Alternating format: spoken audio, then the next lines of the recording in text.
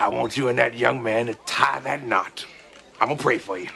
And I want you to hold on to God's unchanging hand, because he helped Joshua fight the battle of Jericho. It's the Yes. He helped Daniel get out the lion's den. He helped Gilligan get off the island. Let me get straight to the business. Got them lions in the building.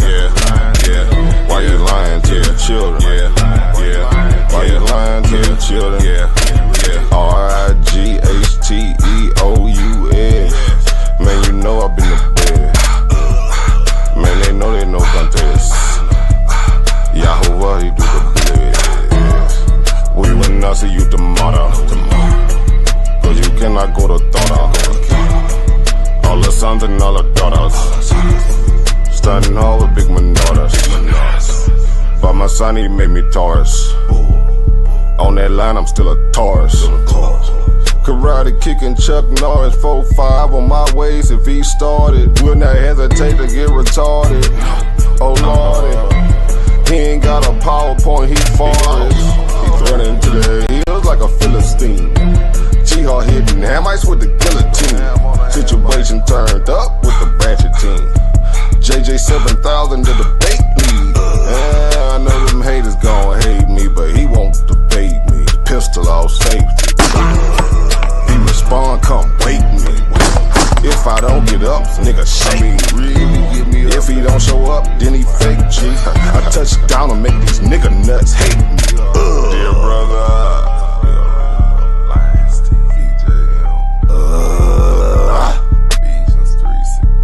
Ballin' and crawling all the way from H-Time. Let me get straight to the business. Man, them lions in the building. Why you lying to them children? Why you lying to them children? You gon' cry, you gon' get it. Me, I'm like a frog, nigga, ribbit. Of course, it's in the spirit. I just got the Porsche, she can steer it. Mito got the raw, Shaq and Willie. Lamborghini doors, you better not spill it. Mama's high, say I'm more than just a villain. Mama's cry, I'm dope and wide for her children. Suicide, immortalized as the realest, Death by cop, black suicide.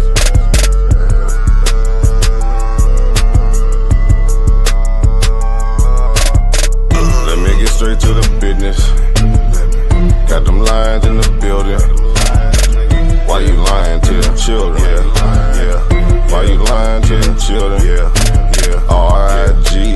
RIGHTEOUS. Man, you know I be there. Man, they know they no contest. Yahuwah, he do the best. Wow, what's that? Why didn't they take it over? Number one debate league, you heard me? When it's up, it's stuck. I'm stepping on everything, nigga. Metaphorically, of course.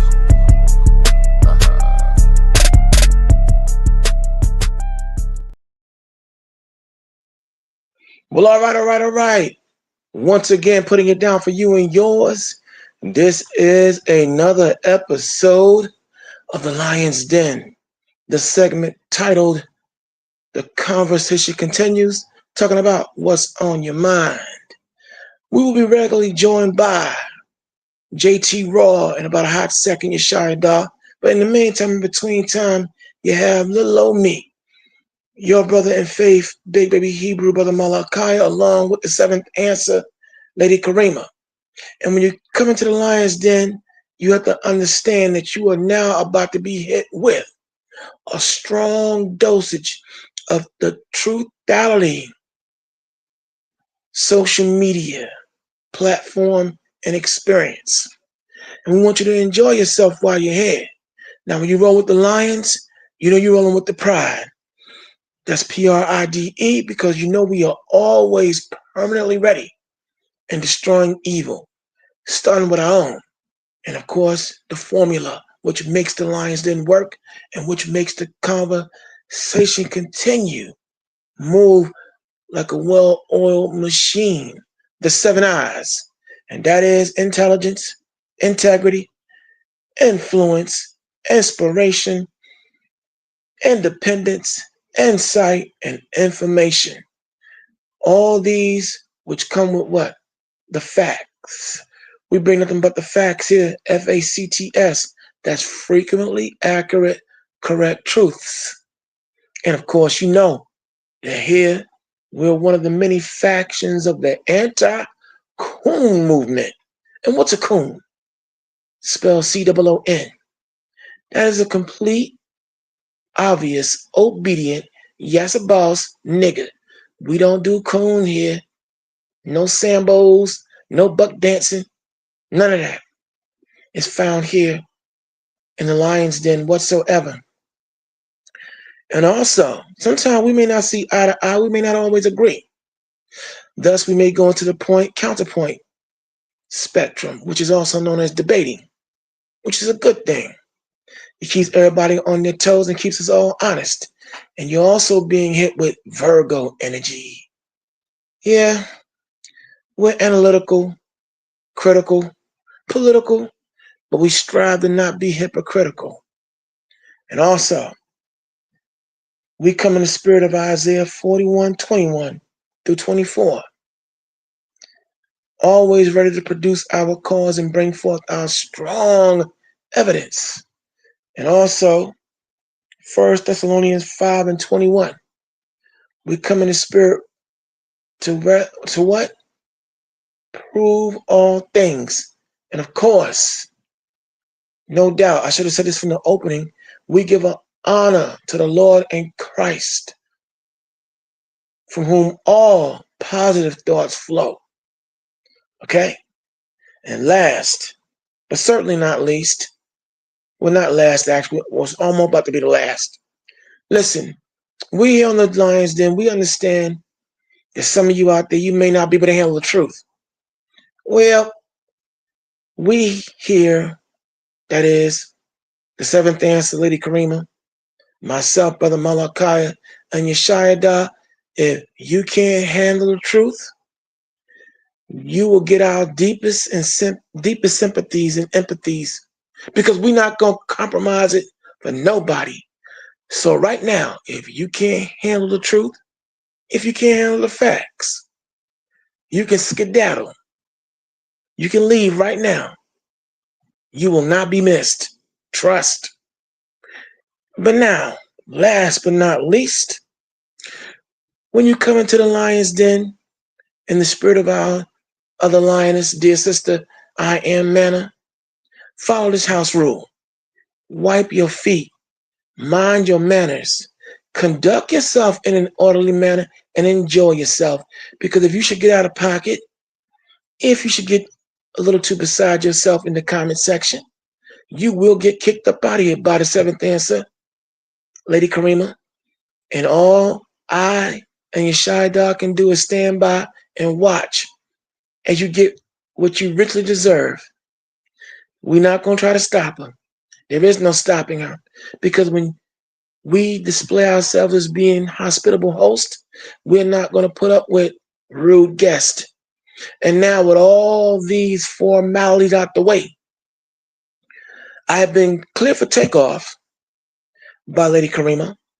And on this flight, we're going to be talking about MAGA, the incident at, I think, Tennessee University, where a couple of MAGA fellows were able to penetrate and come into the campus uninvited, set up a table, and want to debate. And they got handily dismissed. We're also going to be talking about a lot of other incidents transpiring in the country, all this white on white crime that is continuing. We're going to be talking about Brandon Taylor out of Leland, North Carolina. So far, they haven't shown his picture on what he looks like, but Brandon Taylor out of Leland, North Carolina, who shot a sheriff's deputy. The sheriff deputy is recovering, but Mr. Taylor is deceased, but we're going to talk about him because I do believe, yeah, he's white 9 times out of 10 because they're not showing his picture. Now, we're also going to talk about what happened out in Dallas involving you know, another sniper, another white. There you go, white person again. Yeah, ICE, baby. We're gonna talk about that event and that issue, and then we're gonna talk about also staying in Texas. We're gonna talk about a serial killer, a serial killer, and 5 victims that have been killed thus far. Black, mind you, victims. All right, and all that's going on with that, because as I said, there's a lot that's happening out here, and we need to talk about it. We're gonna talk about the 800 generals. I believe it was 800 generals who converged on Virginia in a so-called secret meeting. It can't be secret if we all know it publicly. But anyway, we got to talk about that. What's going on out here in America that you had that many generals be required to come in and sit down in Virginia? We got to find out what's going on. Also, we're going to go to Copenhagen, wherein 2 airports were shut down because of some 3 mystery drones that were seen flying over the respective airports. And now you have Donald Trump and company talking about, hey, it's Russia, and we got to get ready to fight Russia. But was it Russian ships? There were originally videos up showing these huge circular light figures, and they don't look nothing like no drones here that are manufactured by man, and they sure didn't look like fighter jets to me. They didn't look Russian to me, but now those videos have been taken down all of a sudden. The video, anyone who had recorded it and put it here on, different social media platforms, especially here in YouTube, they've been taken down. But we're going to talk about all these events and everything because, like I said, we did a tackle what's going on. Now, I'm going to go and talk about what transpired at Tennessee University, I think it is. We had 2 white gentlemen who were able to penetrate, and I'm going to use the word penetrate because here it is. They were there uninvited, unscheduled. They gained access to the campus, set up a table, and attempted to want to do debate with any black students who were willing to engage them. Well, let's just say they were not welcomed at all, and the black students rightfully went off. Now, there's some who are saying, oh, the black students were embarrassments. They had no business conducting themselves like that. Okay, let's get this straight. Apparently, a lot of people have not been paying attention to, in the last number of weeks since Charlie Kirk was murdered, gunned down, that all the heat, though it was a white male who killed him, in Utah, one of the whitest states you could ever find here in these United States, all the backlash and fallout has somehow fallen into the laps of black people. Somehow we're being blamed for the murder of Charlie Kirk. Don't ask me how. If you all watched Charlie Kirk's memorial, as I did, and I'm gonna talk about a speech that was given. But if you watched Charlie Kirk's memorial and you watched his widow, Erica Kirk, she gets up on that podium, on that dais, take your pick, and she makes mention of how she's forgiving. She forgives the killer. I'm going to go the high road and do as Jesus said. I'm going to forgive. She's forgiving him now. Oh, now they're on forgiveness. But you know what she didn't say? You know what none of them said? Not even the president, Trump?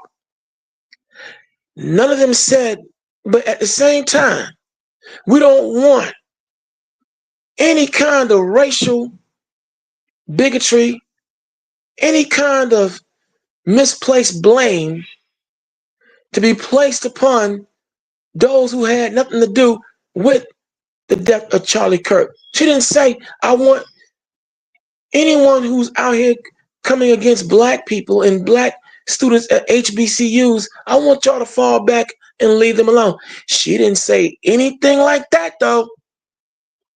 But she's forgiving the killer. Oh, she's putting on Christ and she's her Christian values and digging down deep, taking the high road, forgiving the killer of Charlie Kirk, a white guy. But she didn't say anything about leave black people alone, leave innocent black folk alone.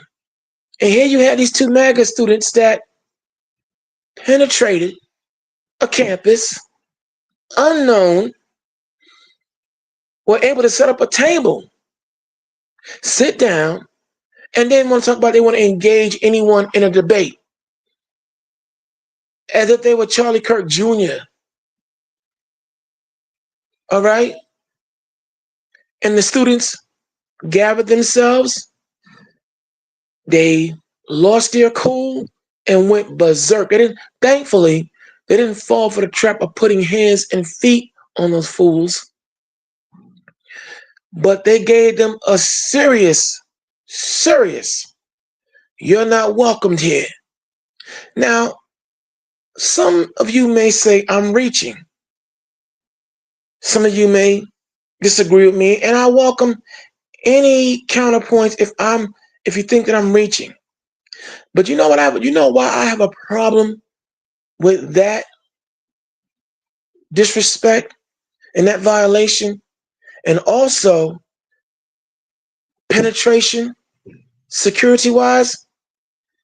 Because what if those guys had AR-15s or whatever else weapons of mass destruction that can cause major damage, and they were able to come up in there and air out and lay down a lot of the students there who had no idea they were on that campus? I want to know who was at the security desk, if they had a security desk. I want to know who was at the security desk and allowed those guys to come into the campus uninvited. No, see, typically, give Charlie Kirk his due. When he would do debates anywhere at any time, he was invited. You know, the whole freedom of speech thing, but he was invited. He was scheduled. MAGA or no MAGA, they were scheduled. These guys came in unscheduled, uninvited, and no one, as far as the student body, those who were there, had no idea they were on that campus. Now, what if this, I'm gonna say this here, what if this was a dry run? A dry run on something more bigger and more ominous. After all, like I said, the entire climate is, oh, black people are bad. You guys didn't cry when Charlie Kirk died. Some of you spoke out against him. Especially on you guys at the HBCUs. For those who may not know what HBCUs is acronym for, that's historically black colleges and universities. All right, just want to get that out the way. But think about it for a second. The fallout from the Charlie Kirk incident has been, it's black people's fault. Somehow we're the ones who are wrong. We had nothing to do with the killing. Don't forget, the governor of Utah claimed he prayed for 33 hours. He used 33. Yeah, Masonic, I got it. But he prayed for 33 hours. There was not nobody in there among them, meaning he was hoping it wasn't someone white. And those are some heavy words. That is a heavy thing to say. But he said it though. And the fact of the matter is, hey, yo, now we had this penetration of a university, a black university, mind you. Last week we had Trey Reed, who was found dead hanging at Delta University in Mississippi. And now this week in Tennessee, you had two white dudes, MAGA'd out, who were able to come in and sit down with a table, waiting for anyone to come by to engage them in a debate. But the threat that was put out all these number of days after Charlie Kirk was murdered is what I'm looking at. That was ominous as all hell. Because like I said, if they would have had AR-15s, AK-47, or whatever else you can think of that causes massive destruction as bang, bang, shoot them up, then a lot of students would have caught their grave that day at that moment. And this is very serious, and we have to take a real good look at the hate climate. I mean, the Charlie Kirk Memorial, as far as I'm concerned, and there are other voices saying the same thing, it was nothing but a huge Ku Klux Klan rally. And right now, I'm having my usual brain freeze, but I'm gonna review a speech given. It was one particular speech given at that memorial, at that eulogy, that I really want to break down. I'm gonna break it down for you, line by line, bar by bar, because it's clear to me. It's clear to me, and it should be clear to others.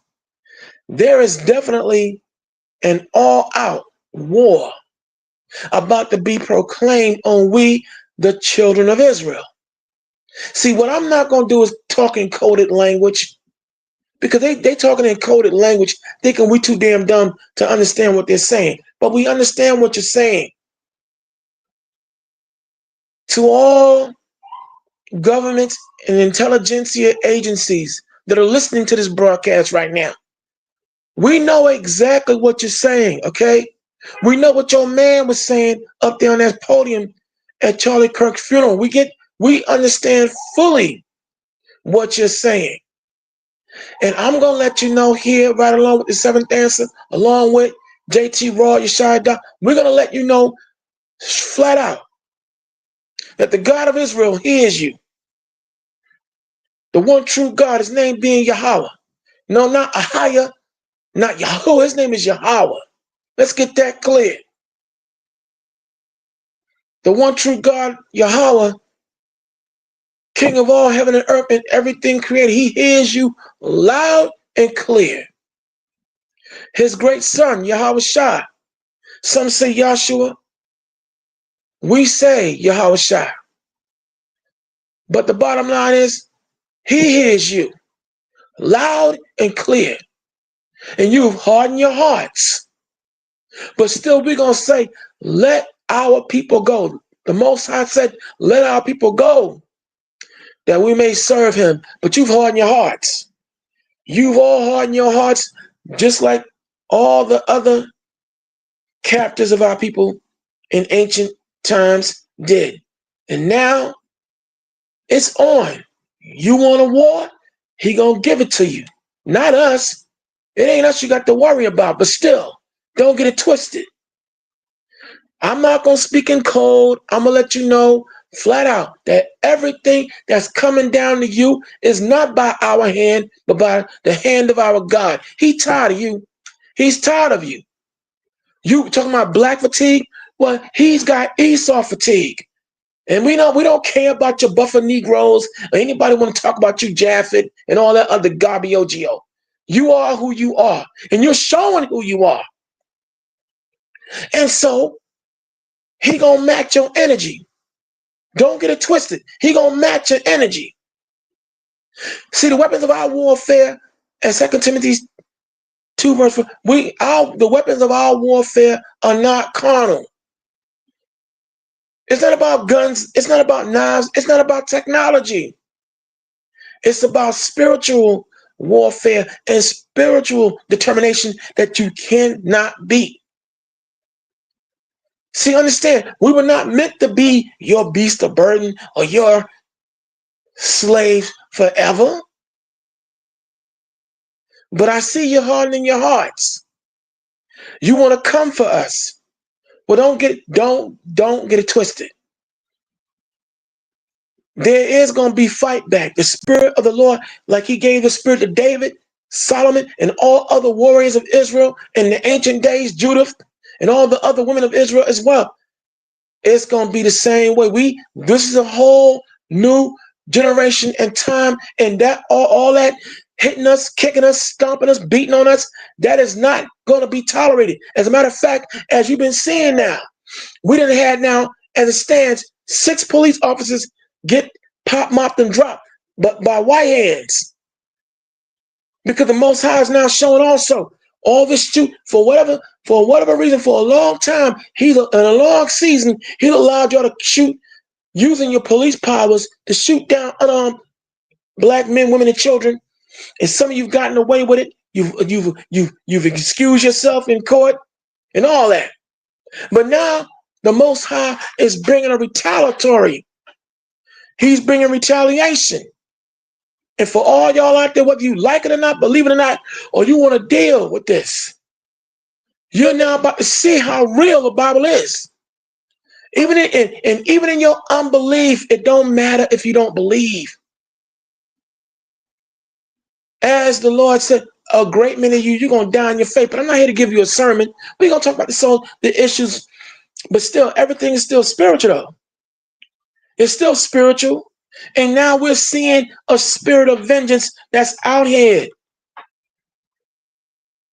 This thing with this these 2 MAGA dudes permeating and coming into that HBCU, that was a serious offense. Oh, Malachi, don't you think you're being dramatic? No, I'm not being dramatic. Not at all. Like I said, with the climate of hate, the climate of disrespect that we've been seeing in these last number of weeks, and like I said, it never ceases to amaze me how we're always the freaking blame for everything in this country. Here it is. We proved and showed last week this whole claim about, Black Americans, you are 13 to 14% of the population in America, but you commit all the crimes, which we showed to be a bold-faced lie. Well, when it comes to music and arts and sciences, you black people, you guys, you did nothing, you built nothing. That's a bold-faced lie. Well, you're always going to prison and you don't take care of your families. Another bold-faced lie. And like I said, in these last number of weeks, ever since Donald Trump, your president, made his proclamation, he's going to clean up crime in black neighborhoods. He's going to bring law and order in black neighborhoods.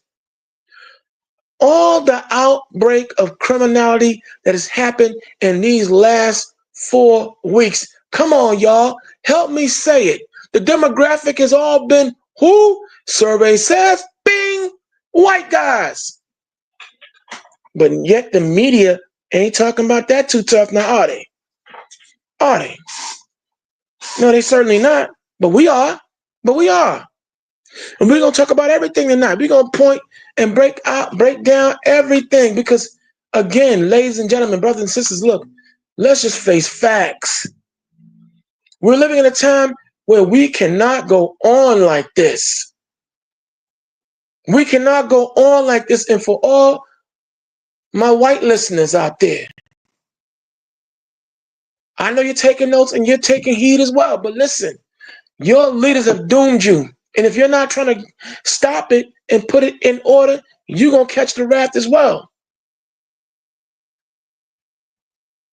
We came into this slavery and captivity as a collective, as a whole.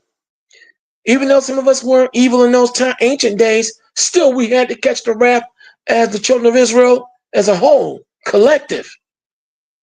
Because unfortunately, when you look at the record, those who were innocent and didn't do anything didn't do their duty in trying to stop those who were guilty. And so it is in this society here. But for my brothers and sisters out there, all you black folk out there, and all the other families of the nation of Israel, supposedly, dig, this is our time. Look, I make no qualms in saying I am not going to sit up here and let anyone lie on us anymore. So when you come here in this forum, again, like I said from the top, if you have a problem with the truth, if you have a problem with us speaking the truth, and we're going to bring not only our written evidence, we're going to bring videotapes, we're going to show you, we're going to break down things tonight. If you didn't pay attention to what was said at the Charlie Kirk Memorial, we're going to break that down. We're going to show you the videos and the reactions of the students at Tennessee University. And there's sometimes the students were wrong for going off on those guys. Hold on. It never ceases to amaze me. Like I said, that here it is. Okay, I'll put it this way. How would you all feel? Here you are, you're minding your own business. Here you, let's say you having a party, but it's really a private party.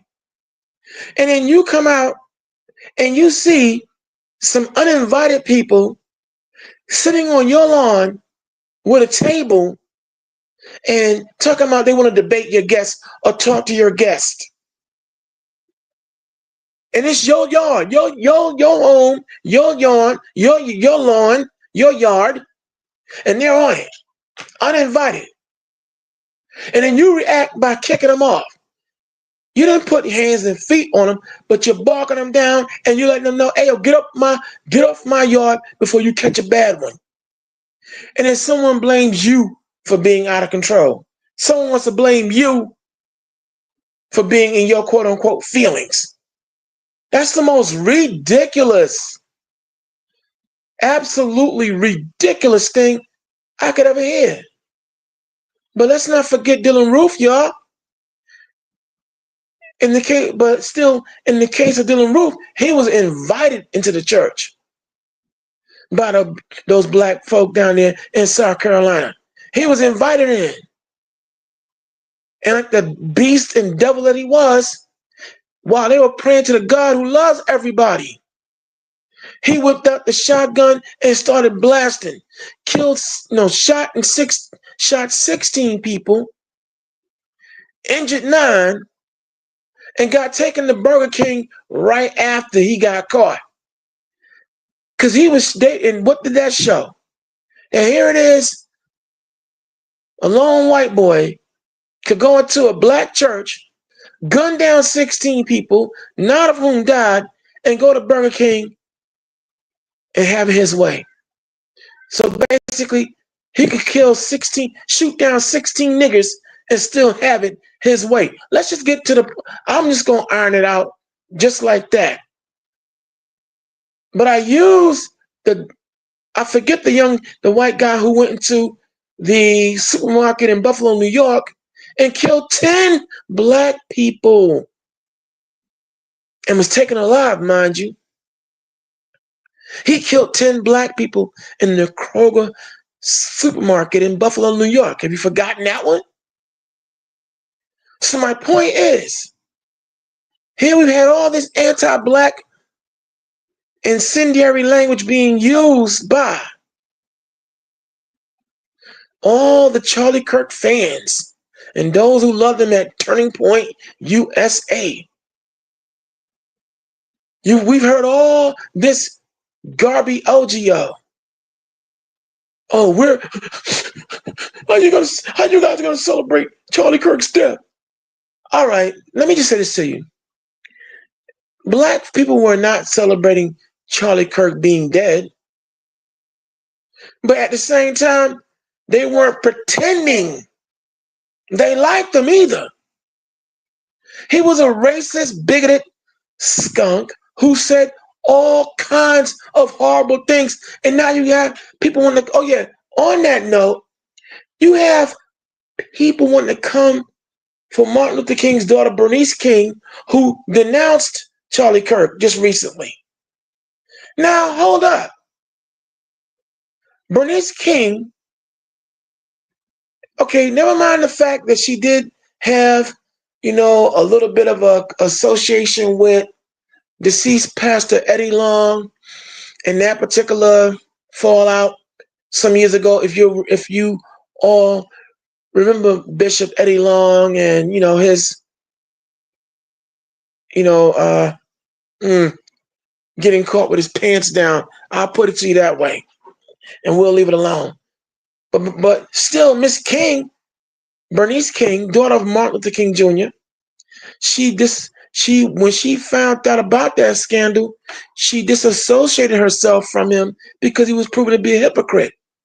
And yet there's some people that still want to hold that over her head. But wait, now they're all mad at Miss King because she denounced Charlie Kirk, but she had every right to. Wait a minute. Here it is, when Charlie Kirk was alive, he was berating her father. He had nothing but god-awful things to say about Martin Luther King.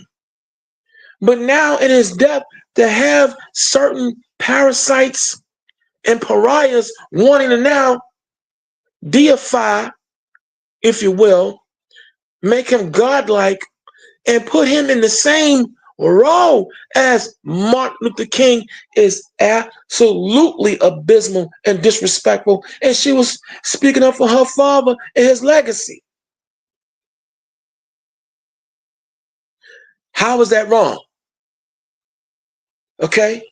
When Martin Luther King spoke, he spoke words of justice. He never denigrated anyone. He never trashed anyone about their race, color, creed. Never. That's not on record. You won't find that. He challenged this country, his hypocrisy. He exposed it. He spoke out against Vietnam. He exposed this society for what it was, and he got a bullet for that. He ate a lead sleeping pill for that. And there's some who said that after he didn't die from the gunshot wound, but actually was suffocated while in the hospital. If that is true, man, there's a lot. This country has a lot to pay for. But now to try to put Charlie Kirk in the same role, in the same category as Martin Luther King, is woefully disrespectful and out of line and out of pocket. And as you're coming in tonight, the topic we're talking about, massa. Make America satanic again. Because that's exactly what there are forces out here looking to do. But I'm here to tell you, right along with other voices, but right now you're tuning into the Lion's Den as the conversation continues. We're going to let you know, all you satanic lovers, all you Satan worshipers, your time is up, man. It's over. Brace yourself. You want to harden your heart? You want to think you're tough? You're not going to release we the children of Israel so we can go serve our God? And, well, okay, fine. Don't let us go. Because now our God is going to up the ante. He's going to up everything now. You think it's bad?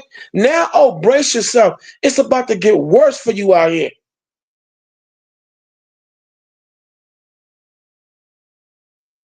And my job, our job, is just to give you all the fair warning on who's doing it. Some of you say, well, I've been hearing that for the longest, and he ain't come yet. Look, all things are done in time. Even I have had my faith a little question and fighting off the ropes, but now I'm starting to see things happening. Oh, I know. I crystal clear get it. I crystal clear get it. And for those you out there, look, dig. A war's coming. And they're going to force it. You all should look at this violation of Tennessee University. The killing of Trey Reed last week being lynched in Mississippi, and now 5 other bodies of black men found lynched.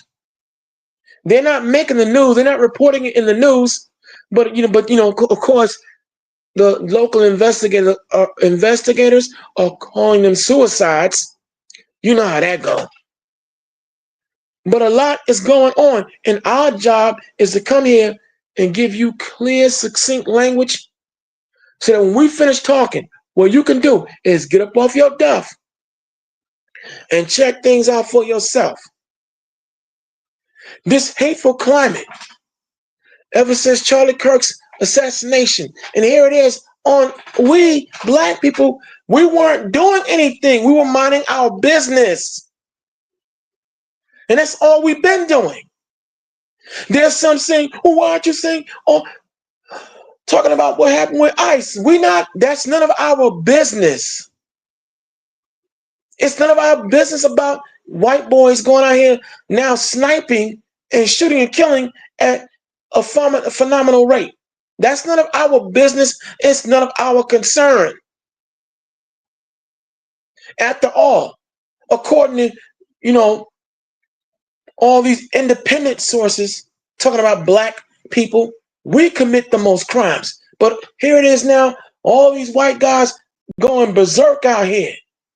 And you want us to say something about it? No, we're not going to say nothing about it. That's your problem. United States government, that's your problem. You let some of these fly by night organizations or racially bigoted, motivated society, organizations like the Federalist Society, the Pews, oh my God, I'm at a loss for words. But you know what I mean? The Pews institution. Wow.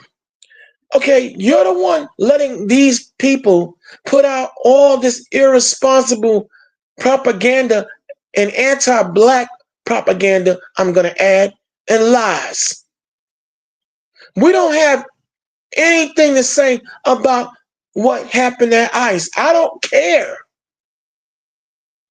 That's a white dude who had issues, who fired on and let the bullets fly. What happened in Leland, North Carolina? With Brandon Taylor shooting a sheriff deputy. That's none of my business. It's none of our concern. ICE agents snatching people up off the street, illegal aliens out. We don't care. That's none of our business. Oh, well, the country's falling apart.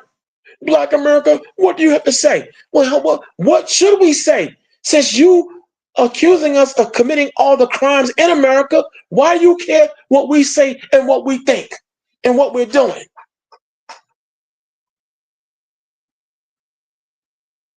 Now, how about that? Now, I don't speak for all black folk, but I'm sure all the black folk with good sense who have their spiritual antennas on, they're woke and awake, would agree and feel exactly how I feel. We don't have anything to say because you know what? It's none of our business. What we're trying to do now is tend to our affairs, mind our business, keep our head above water, and be left alone. But all you out there, you other nations, you're not going to leave us alone. And like I said, because you know that we're the children of Israel. You know the God of Israel now is coming to liberate us, and this is what you're scared of. Those 3 so-called drones that shut down 2 Copenhagen and Norwegian airports. You know what they are. They're not no Russian jets. They're not no MiGs or whatever, common jet, fighter jet the Russians are using today. You know that's not what they are. Your government knows exactly what they are. And here you had today or yesterday or I think today, 800 generals who were required to converge in Virginia. Dig. We are now heading into some serious dark times. If I don't make it out of here on this side, if I get cut down, then so be it.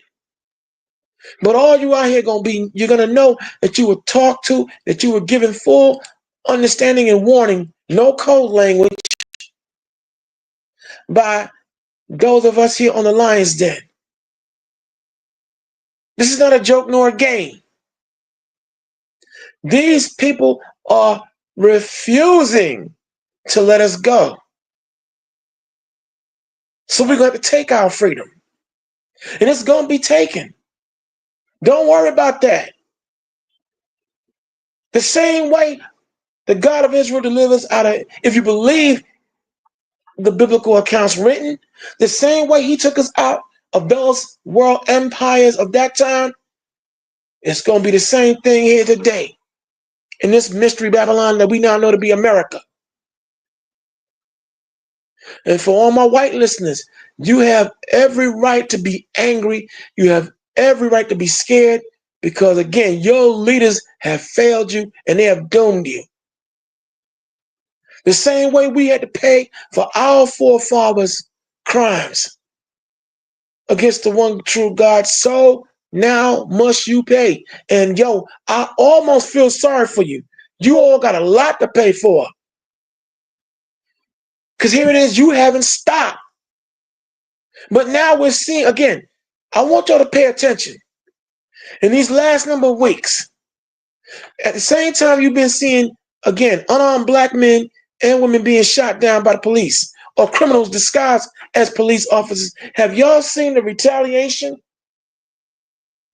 That has transpired immediately, not years, not weeks, not months, but immediately right after, involving police officers being gunned down.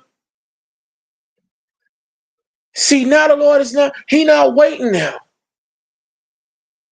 He's not waiting any longer.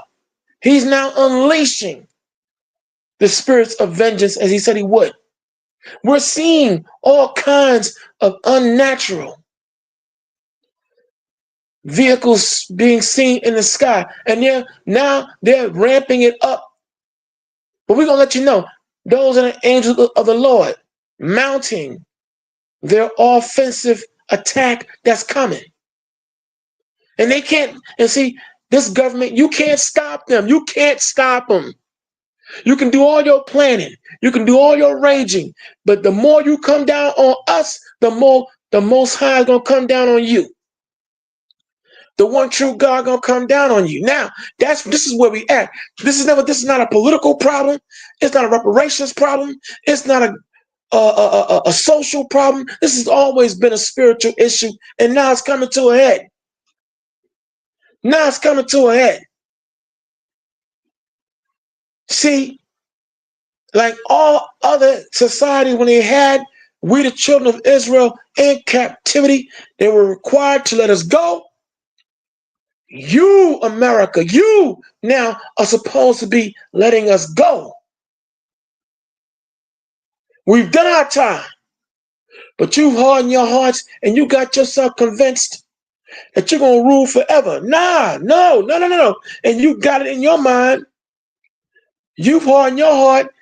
You're going to fight the Lord. You think you have the understanding of magno-electricity, nanotechnology. You think you have the understanding of matter and antimatter that you can that you can face the Lord. And this shows just how out of your minds you are. And that's fine. That's why we're not saying anything. Some of y'all been wondering why come there are some black folks not. You know why we're not saying anything? Because there are those of us who know and see and recognize who's doing our fighting for us. Although don't worry, it's gonna be some hand to hand. Don't worry about it. And this is not a threat. This is not anti-America. This is just what it is. Okay? And I'm gonna show you as we enter our second hour, I'm gonna show you and break down a number of speeches and other videos that we have in our collection to show you why it's imperative now for a lot of you out here to take heed to what's being said. See, I'm going to say it's one thing to read the Bible, but not to live it, to see it, to see things unraveling firsthand. Here we have a looming government shutdown, but even if we don't have the government shutdown, another round of government jobs are about to be taken. See, something big is happening. See, these fools have got it in their mind that they're going to try to subdue the world under a militaristic rule and grip. See, there's a reason why, if you've been paying attention, all of a sudden, if you get SSI, if you get not EBT, if you're getting welfare and all kinds of other, they're telling you, well, we're going to go into a card. You got to get an electronic card. We're not going to be distributing checks anymore. We're going to be saving energy and paper. No, here's what they're doing. Once they begin this war campaign, with the push of a button, your money, anything you want to get access to, can be shut down. That's what this is all about. This is why they're getting rid of, they're really pushing now to get everybody to take these electronic cards, and they don't want to deal with checks anymore. Because once they launch this war campaign absolutely fully in your face, they can, with the push of a button, shut your money down. Don't you see the big picture? You think Revelations, where it said that the mark of the beast is, and no man will be able to buy and sell unless this is where they're taking it. This is where they're taking it, y'all. So recognize why these things are happening. Because this society and the world over, wherever the children of Israel are in the four corners of the earth, they don't want to let us go. They don't want to let us go. So now we're in our first hour. Let me see who's out here talking. Let's see who's out here. All right, Smashing Idol, my brother, what's going on? Welcome, welcome. Salaya Ben Yahab, welcome. Okay, let me see. Smashing Idol, no, he give that all to Christ. We give all praise to Yahweh and him alone. But besides that, Shalom family. Okay. Welcome to the Lion's Den. That's right. T-Miles, what up, man? What's going on, T-Miles? Campus protests. Let me see. A group of protesters wearing MAGA hats and carrying anti-DEI and anti-immigration signs appeared at Tennessee State University at HBCU in Nashville without prior approval. That's right. That's right, Smash. I'm glad you paying attention. And Deborah Orla, you're saying I'm absolutely right. That's right. Thank you for that. Okay, welcome to the Lion's Den, Salai. Thank you. That's right. Give them, but Salai Ben Laden, let me see. That's right. Tap that like button, y'all. Tap the like button. Hit that subscription button. It's all absolutely free. Okay? Let's see. Smashing Idols, you said students reportedly surrounded the group, chanting and recording videos until university police escorted the protesters off campus. This incident has raised discussions about free speech in campus. Okay, look, you know what? And none of your business, welcome. But here's the thing about that, Smash. Here's my problem. Why come campus police showed up once the black students got riled up and was putting the verbal and lyrical beat down on those MAGA and anti-DEI white guys. Why? Why? Where was the campus police before? Who was at the security desk, the entry point that those guys came through? Smash. That's what I want to know. Because, like I said, instead of them coming with a table and whatever else they had going on and sitting down, wanting to engage in a debate, they could have had all kind of submachine guns and machine guns and shotguns, grenades, anything. And those black students there at that moment, at that time, would have been ambushed and laid out. They were sitting ducks. And as far as I'm concerned, that was a direct threat. Because here it is today, two white MAGA, supposedly MAGA, I'll say supposedly MAGA, allegedly MAGA advocates are able to come into a black university undetected. Tomorrow, it could be 200 or it could be more. On to the teeth. We really have to take a real good look at that. Okay? And then not just that, look at what's happening in Dallas, Texas, y'all. I mean, Houston, Texas. Thus far now, I don't know, details are sketchy, but now as it stands, there's been 5 black people, black women I think it is mostly, who have been found dead. There is a serial killer running amok in Houston. I won't go into, I'm going to say this here. I'm going to hope they catch this person or persons soon. But this is not a good look. Timing is everything, as they always say. And I'm just going to say, if the killer turns out to be, it's going to be bad either way, but if it turns out to be someone outside of okay, I'm gonna leave it alone. I'm gonna stop right there, because as you can see, there are people out here stirring the pot.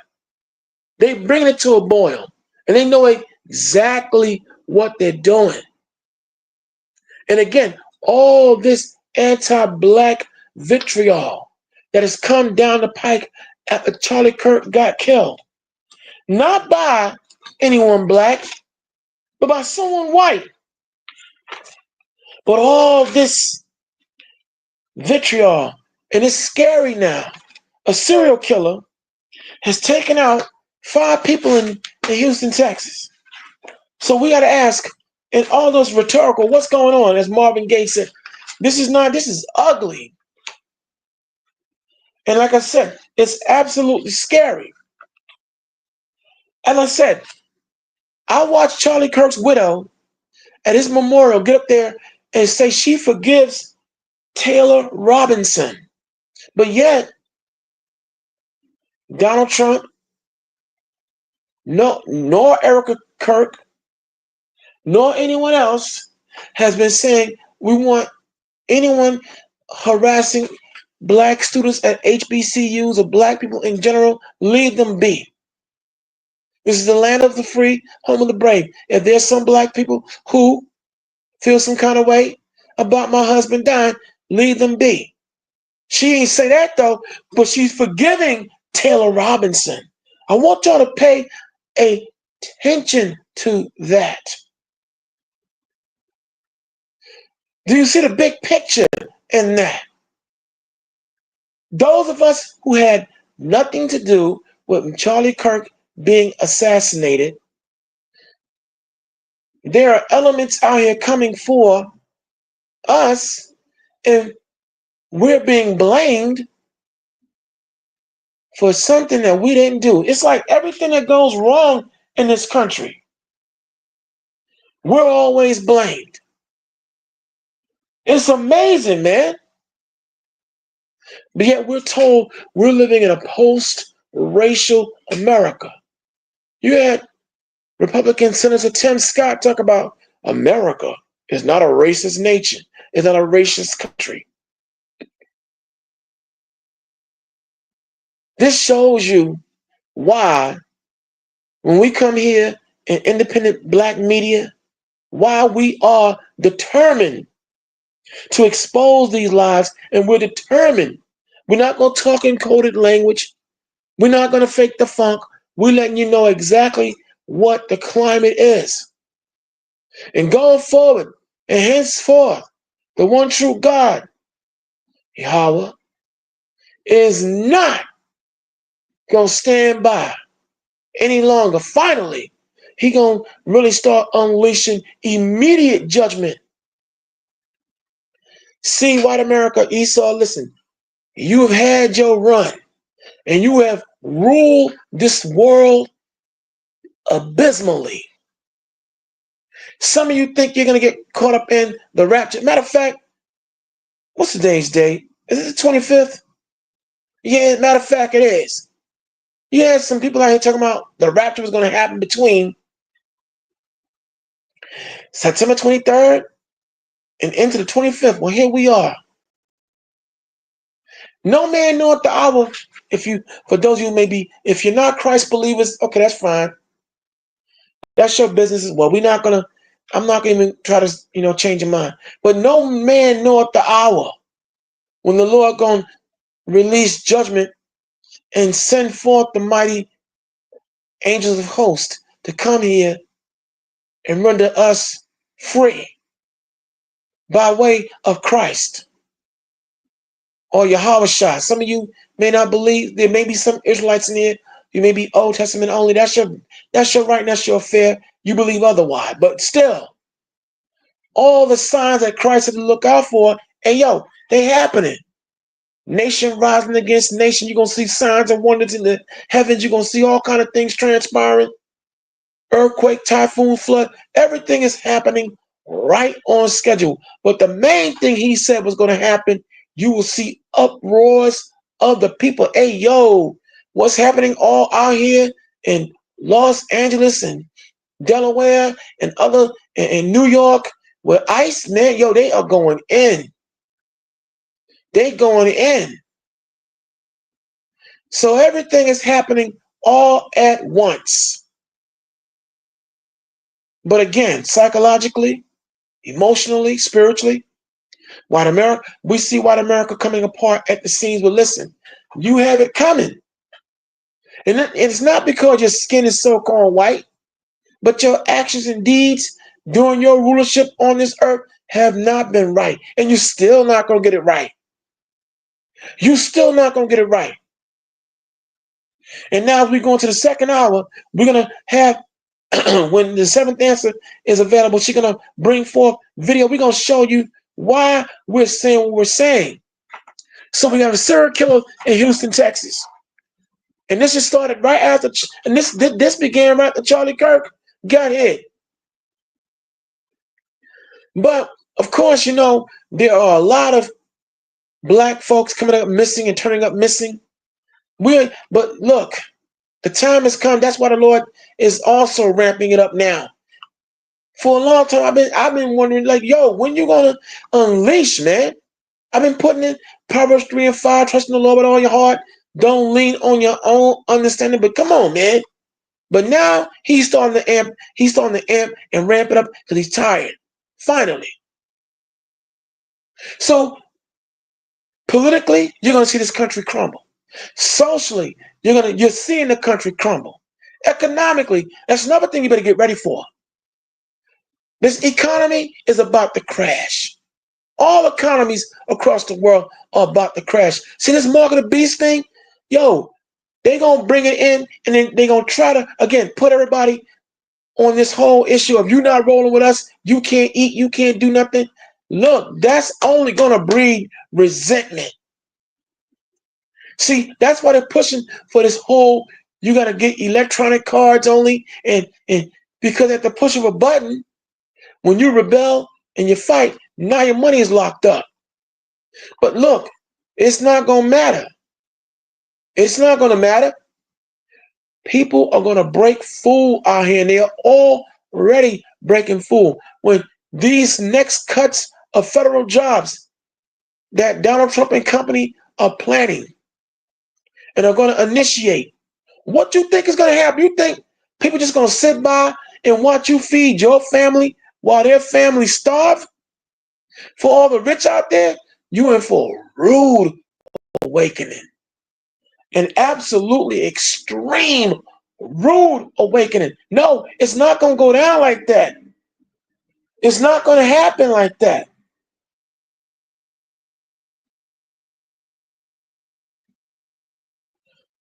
Excuse me for a second, you all. Yeah, so, as I was saying, it's not just going to be a one-sided affair. All right? We now are on the verge of a civil and race war. It's been that in the first place, but now more than ever. It's coming to that because there are elements out here in this world pushing it. It cannot be avoided. It won't be avoided. And as the late great rhythm and blues singer Marvin Gaye said on the 1971 classic album, What's Going On? Who can save a world destined to die? No one. No one. And so here we are, and here we go. All right? Then, how many of you saw the video of your illustrious president at the United Nations? He and his wife on an escalator, and then the escalator just suddenly stopped. Then, when he was speaking at the United Nations, the teleprompter went wrong. And I forget the third incident, but I want to look at that escalator. First off, we have the president of the United States, coming to the United Nations, the World Court. He gets on the escalator and it suddenly stops. That is a security breach beyond security breach. And if someone would have had the intent to put them to sleep with lead sleeping pills, they would have been sitting ducks. See, let's look at the fact that, matter of fact, the 3 attempts on Donald Trump's life, white boys, angry young white men.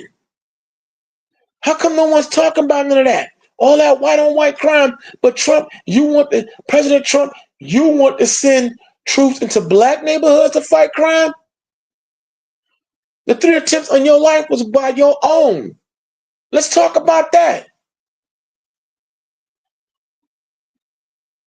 See, like I said we said on last episode, the cognitive dissonance that we're seeing among these people is amazing. It's absolutely mind-blowing how in denial a segment of this country is. Black, white, you name it. So when we come here and we do these episodes week after week, see, we're doing our due diligence to show you that, listen, we're living in a time where no more games need to be played. Smoke is being bought all over the world. And everything you see in all the other countries, it's now going to explode here now more than ever. Make no mistake. Look, Cat Williams himself said in back in 2024, and here we now in 2025. He said, yo, 2024 and up, it is on. Everything is going to be revealed. Everything and everybody is going to be exposed. And have you been paying attention, y'all? It's been going on for a hot minute. But especially at the, Sean Combs, known stage-wise as Puffy, Diddy, now he's Brother Love. Ever since he got busted and taken into custody, have you been paying attention, brothers and sisters, to how all of a sudden scores of CEOs and other bosses and heads of companies and state have suddenly been retiring, stepping down? Have you been paying attention to that? See, everything is indeed connected. And all these people stepping down all of a sudden with all this pedophilia, the Epstein files, all this stuff looming. There's a good reason why they're stepping down. There's a good reason why. Because you're going to find out, oh man, there are a lot of creepy, funky, nasty, stanky, perverted, child molesting crows all in the world of entertainment, the political world, and other arts and science. Oh man, it is nasty out here. We didn't heard the stories, but now more than ever, it's going to come out. See all these chief executive officers stepping down, leaving their multi-million-dollar jobs. You have to pay careful attention to all these things because everything, and I do mean everything, is connected. Now, like I said, tonight, you're flying with yours truly, as Captain Yeshai Dah is out on other missions and affairs. But I'm hoping you're enjoying this episode. I'm hoping that you're enjoying what we're bringing to you. Because like I said, we do our due diligence. We want you to understand and listen. Appreciate black media while you can, because now there are moves being made to get at us. See, understand, they let Jimmy Kimmel back on the air. Oh yeah, Jimmy Kimmel. They made it all of a sudden, after losing about $4 billion, Disney, ABC, decided to let him come back in. Well, we're gonna let him come back in, and everything is everything. Okay. But I see the seventh answer is on deck. She's now bringing the videos, and we're gonna see let's see what video let's see what we're gonna go into on the video she's gonna present, and I'm gonna break it down for you piece by piece. Seventh answer, what are we looking at?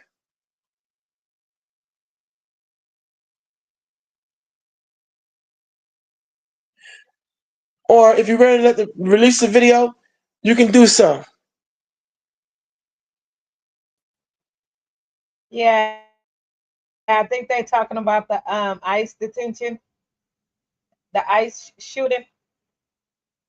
Yes, let's go. Let's go right on into that. Since that is top news right now. Let's go.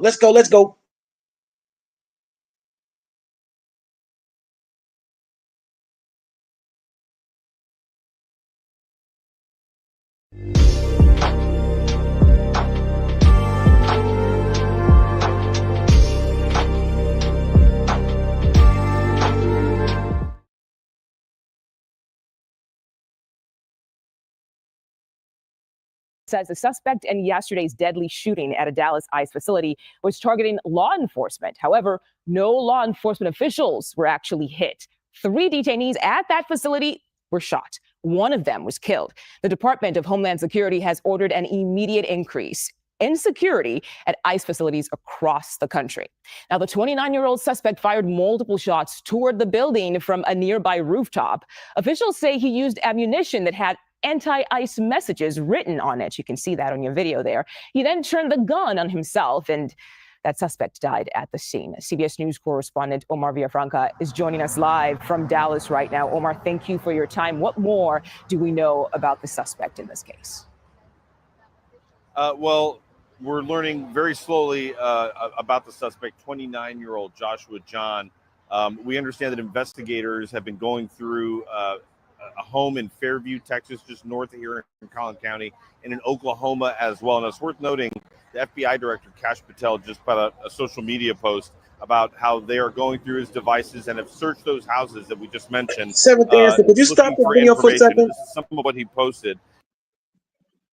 Now, for y'all who've been long-time listeners, do you recall how myself, Seventh Answer, along with Yeshaya Dar, we've been saying that a lot of young white men are on the rampage in previous episodes? Have y'all been, do you remember how we kept saying it's only going to increase in the years and months to come? Take a real good look at how you know that we're not talking in a vacuum. Take a real good look. Even if you're not an all the way believer of the Bible, how prophetic we have been and on point we've been. We don't take credit. We're just letting you know and reminding you, we told you this was going to happen. Let it ride, Seventh Answer. Just want to put that out there. Yeah, well, the part with the bullets, with the ICE, yeah, that's kind of suspicious. I believe the government is involved in this one too, because why is most of these shootings have this, rolling of the gun? I mean, the bullet. Like, come on now, like it's weird. Like, it's sending a message, but it's like a political message because they want to stand out. Yeah, this was sure that they're targeting ISIS. That's Trump. I think it's all a stunt again. But you know what I'm gonna say, Seventh? Yeah, go ahead. And you know what, Seventh Answer? I won't disagree with you on that. I'm gonna say they're known for playing both sides of the fence. All right? I do find it strange that here it is, this kid, first off, he don't even look that sophisticated in looks. I know you should never judge a book by its cover, but come on, he took time out to stylize and monogram the bullets. Same as the suspect from Charlie Kirk. He has the bullet that has the message on it. The what's that? The pharmaceutical killer. He had the message. Like, it's just all bull crap. Well, Seventh Answer, like I said, I'm not going to refute that because, again, we've seen how later on in life that, the government has been had their hands in a lot of sticky cookie jars, so I won't refute it because it could be just that. Okay, because I do find it odd that some of these killers, again, so-called shooters, they don't look sophisticated enough to pull off these elaborate kills. I'm just saying. You could be right, but go ahead. And that's who the government use. The ones that don't look like they'll pull off these. The ones that's cuckoo, crazy. The ones that's, students. The ones that, Now, Karima, you know what? Now, right now, I should be having you give me a people's elbow when we had a show on where you brilliantly brought out the MK mind control and the programming and all the stuff that was discussed in that. How could I forget that episode? You just brought all this out. Exactly. So, yeah. All right. I just want to let you know, my bad. Go ahead. Go to work. He said that the The suspect downloaded documents for DHS facilities in the Dallas County area. Also said he conducted multiple searches of ballistics and the Charlie Kirk shot video. Also mentioned that he was looking at apps that track ICE movements. As you know, ICE operations have been going on across the country, not just here in Texas, but in different parts of the country. Yeah. He also mentioned that one of the handwritten notes recovered read, and I'm quoting here, hopefully this will give ICE agents real terror to think, is there a sniper with AP rounds on that roof? If people aren't familiar with AP rounds, that stands for armor-piercing rounds. They're heavier, dense core rounds. This is not something that you can, listen, I live in Texas, so you kind of know the gun laws and everything. You can't go into a regular gun store and buy AP rounds. They're not readily available like that. There's a lot of restrictions in getting them, but they're not something you can just go buy any day. And another thing that Kash Patel said, these flus got to keep ICE irrelevant. You feel what I'm saying? So this is like I said, MK Ultra mind control. It's pretty much, you know, funding's coming up. You know what I mean? They got to, they have to round up these incidents, and they have to be horrific incidents. You know, horrific stage incidents. So they're, you know, rounding up the budget. They have to keep these ICE agents hitting the streets, and, you know, they try to make it seem like the ICE agent is at attack. So now they're going to have to reinforce the military. This is stupid. Hey, yo, Karima, hold on. As you said that, you know what movie just hit my head when you said that? The Long Kiss Goodnight. Do you remember when Mr. Perkins was telling Samuel L. Jackson's character about, yeah, we have to sometimes make things real, because sometimes the government don't want to give us the money that we need, so we got to kill 3,000 or more people for real. Then that's what we have to do, and put a couple of Arabs on ICE. I say, as you just said that, that movie just popped into my head. I'm like, yo, that is, there you go. There you go. Go ahead, Karima. Further accumulated evidence points to a high degree of pre-planning this attack. So again, we're trying to find out a little bit more about motive. Obviously seems clear. If there's anti-ICE on there, we want to wait for investigators also to say an official motive. But the question is why? What led to this shooting to come up here in Dallas right off I-35 and shoot into a van? Yeah. And Omar, as we are waiting to learn more about the investigation and what authorities are finding out about the suspect, have we learned anything new about those 3 victims? Not much. Very tight-lipped. We do know that they were in that van because they were in custody. They were detained as part of recent ICE operations in the Dallas area. As we mentioned, 3 were hit. 3 were hit, and 1 was killed. The Mexican consulate has said. But you making a statement on ISIS, but you killing off the detainees. Like, make it make sense. 7th answer. That's what I'm listening to too. See, if he was really out to hit law enforcement, he'd have hit law enforcement like that kid did up in Pennsylvania. Yeah, y'all set the stage after. Once he eliminated himself, they can leave notes. They can say this. They can say, just like they said with the sniper with Charlie. They try to make it seem like he made this note and he did that, but it sounded like the police said, yeah, just like this note. It just sounds weird.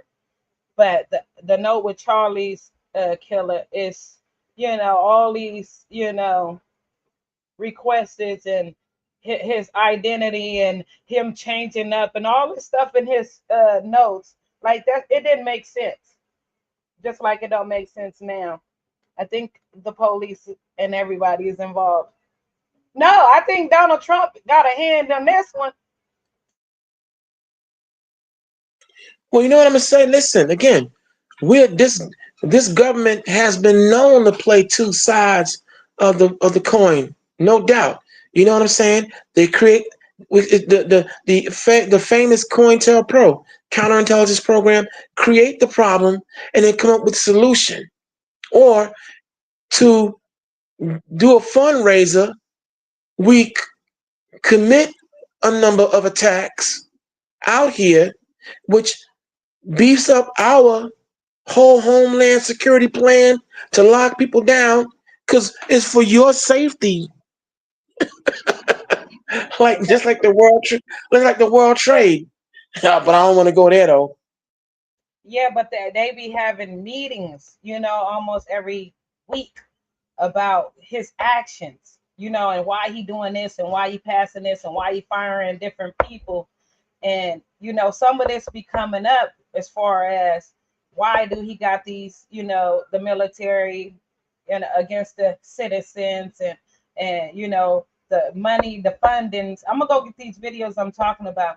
But the funding is really important because they be trying to make it seem like they need this and they need to do this. And they question about, okay, where's the record showing that we have these, criminals, and majority of the criminals is, just people that's just working class, but they're pushing a line to make them bring these criminals out. So they creating these criminals because they keep getting their head bashed in through these meetings about where's these criminals. And, I see you taking certain people from their job and all this. You're not taking people that have records, repeated offenders. You're taking people from their family. So, and I just seen this meeting. So I'm like, okay, so, and they was badgering on them, like on them hard about where is the record, where is the proof at? So they're creating proof right now. Yeah, I know those meetings you're talking about where you want us to give you a blank check and give you money with no evidence at all, and now all of a sudden you have these plethora of attacks and shootings and killings happening. Okay, gotcha. A fundraiser. Gotcha.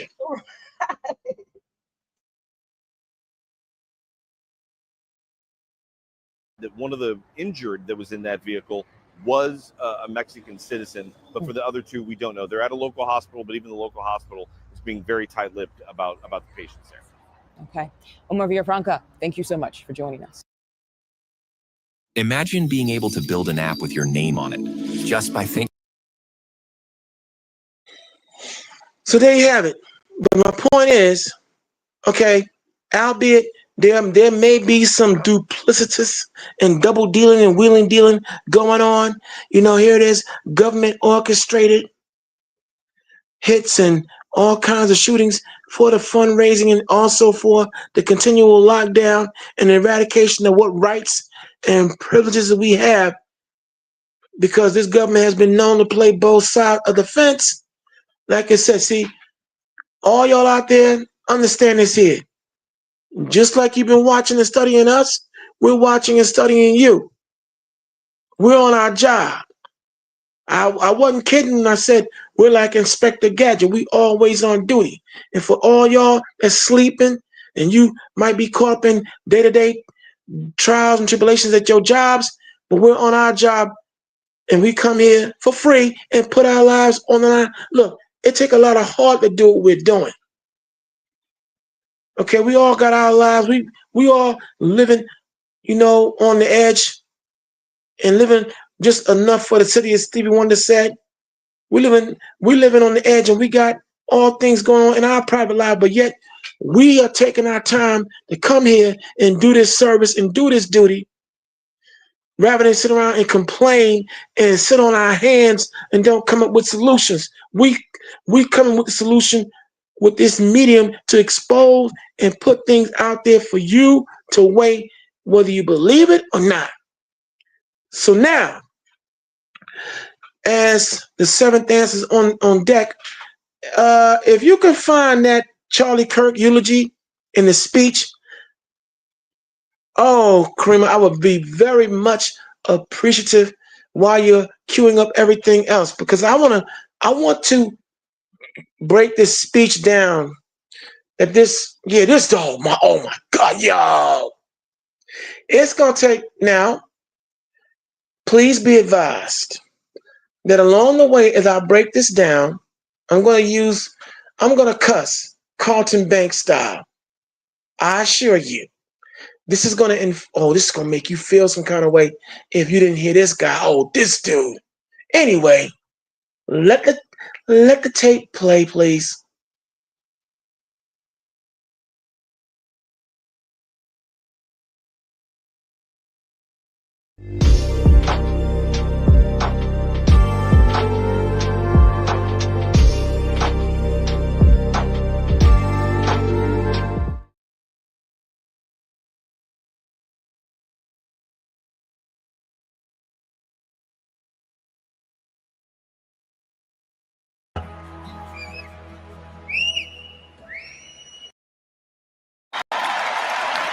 Hello to our patriots.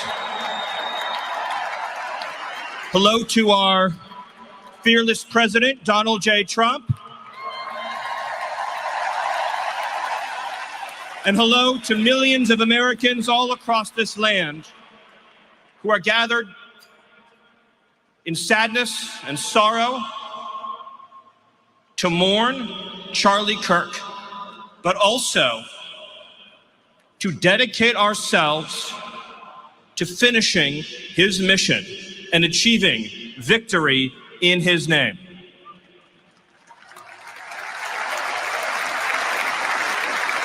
Stop. The day that Charlie died. If you hear me, Karima, if you could stop for a second. Karima, I'm having trouble seeing. What's this fool's name again? I can't see it from here. I'm having a hard time seeing it. Ooh. But, you know, I'm sorry that... What are you talking about? Him? Yeah, this fool's speaking. I can't see. I forgot his name. I'm just trying to see if I can see it. Stephen Miller? Yeah, Stephen Miller. Thank you. Ladies and gentlemen, you're looking at Stephen Miller. Yeah, Stephen Miller. This dude. Oh, you think Charlie Kirk is a piece of work? This dude here. Yo. I'm going to let y'all look him up for yourself. But, yo, listen to this speech. First off, Yeshaya, I wish he was here right now. Because look what this dude said. We're here and dedicated to finishing Charlie's mission in his name. Like, what? This dude done became their Jesus. What do you mean finishing his mission? What was Charlie Kirk's mission while he was here? All he did nonstop was bash black folk. See, out the gate, listen to what this fool is saying. They're deifying this dude. Deify, if you don't know what that means, to make someone a god. Now, all of a sudden, Charlie Kirk is becoming a god to these fools. And this dude here, this Stephen Miller dude, oh my God. Anyway, let it play, Karima. You'll see what I'm saying, y'all. Get ready.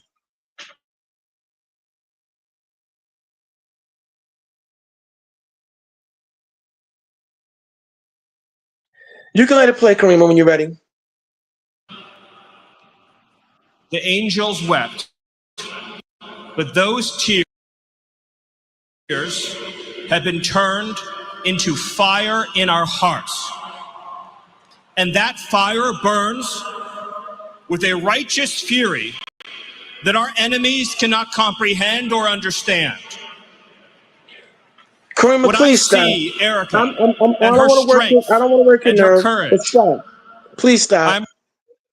Now, did you hear what this guy just said, y'all? That when Charlie Kirk died, the angels wept. But now, those tears have turned into a fire of righteous indignation to our enemies. Who is he talking about? Who is he talking to? All right? Pay attention now. To our enemies. First off, I thought Taylor Robinson, one of your own, shot and gunned down Charlie Kirk. And then I heard Erica Kirk at this same eulogy at the same ceremony say she forgave Taylor Robinson. So who are the enemies that Stephen Miller is talking about? See, don't use coded language, bro. Just come right out and say it. They talking about us. We're not dumb.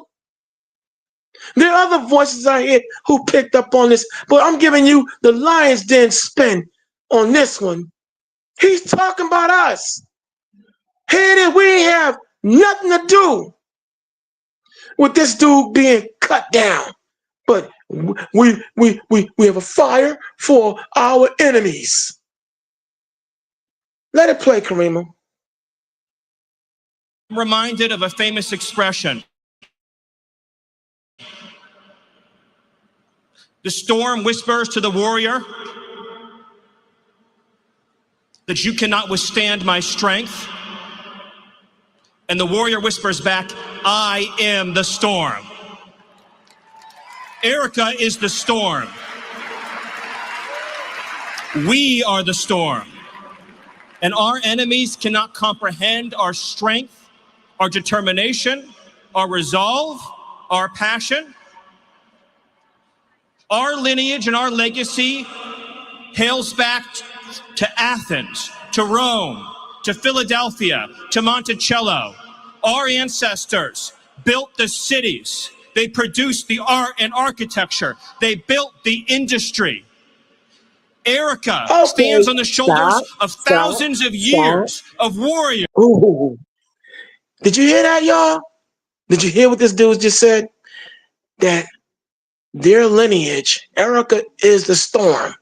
What kind of storm? She stands on the shoulders of warriors. Their lineage goes back to Greece, to Rome. They built the architecture.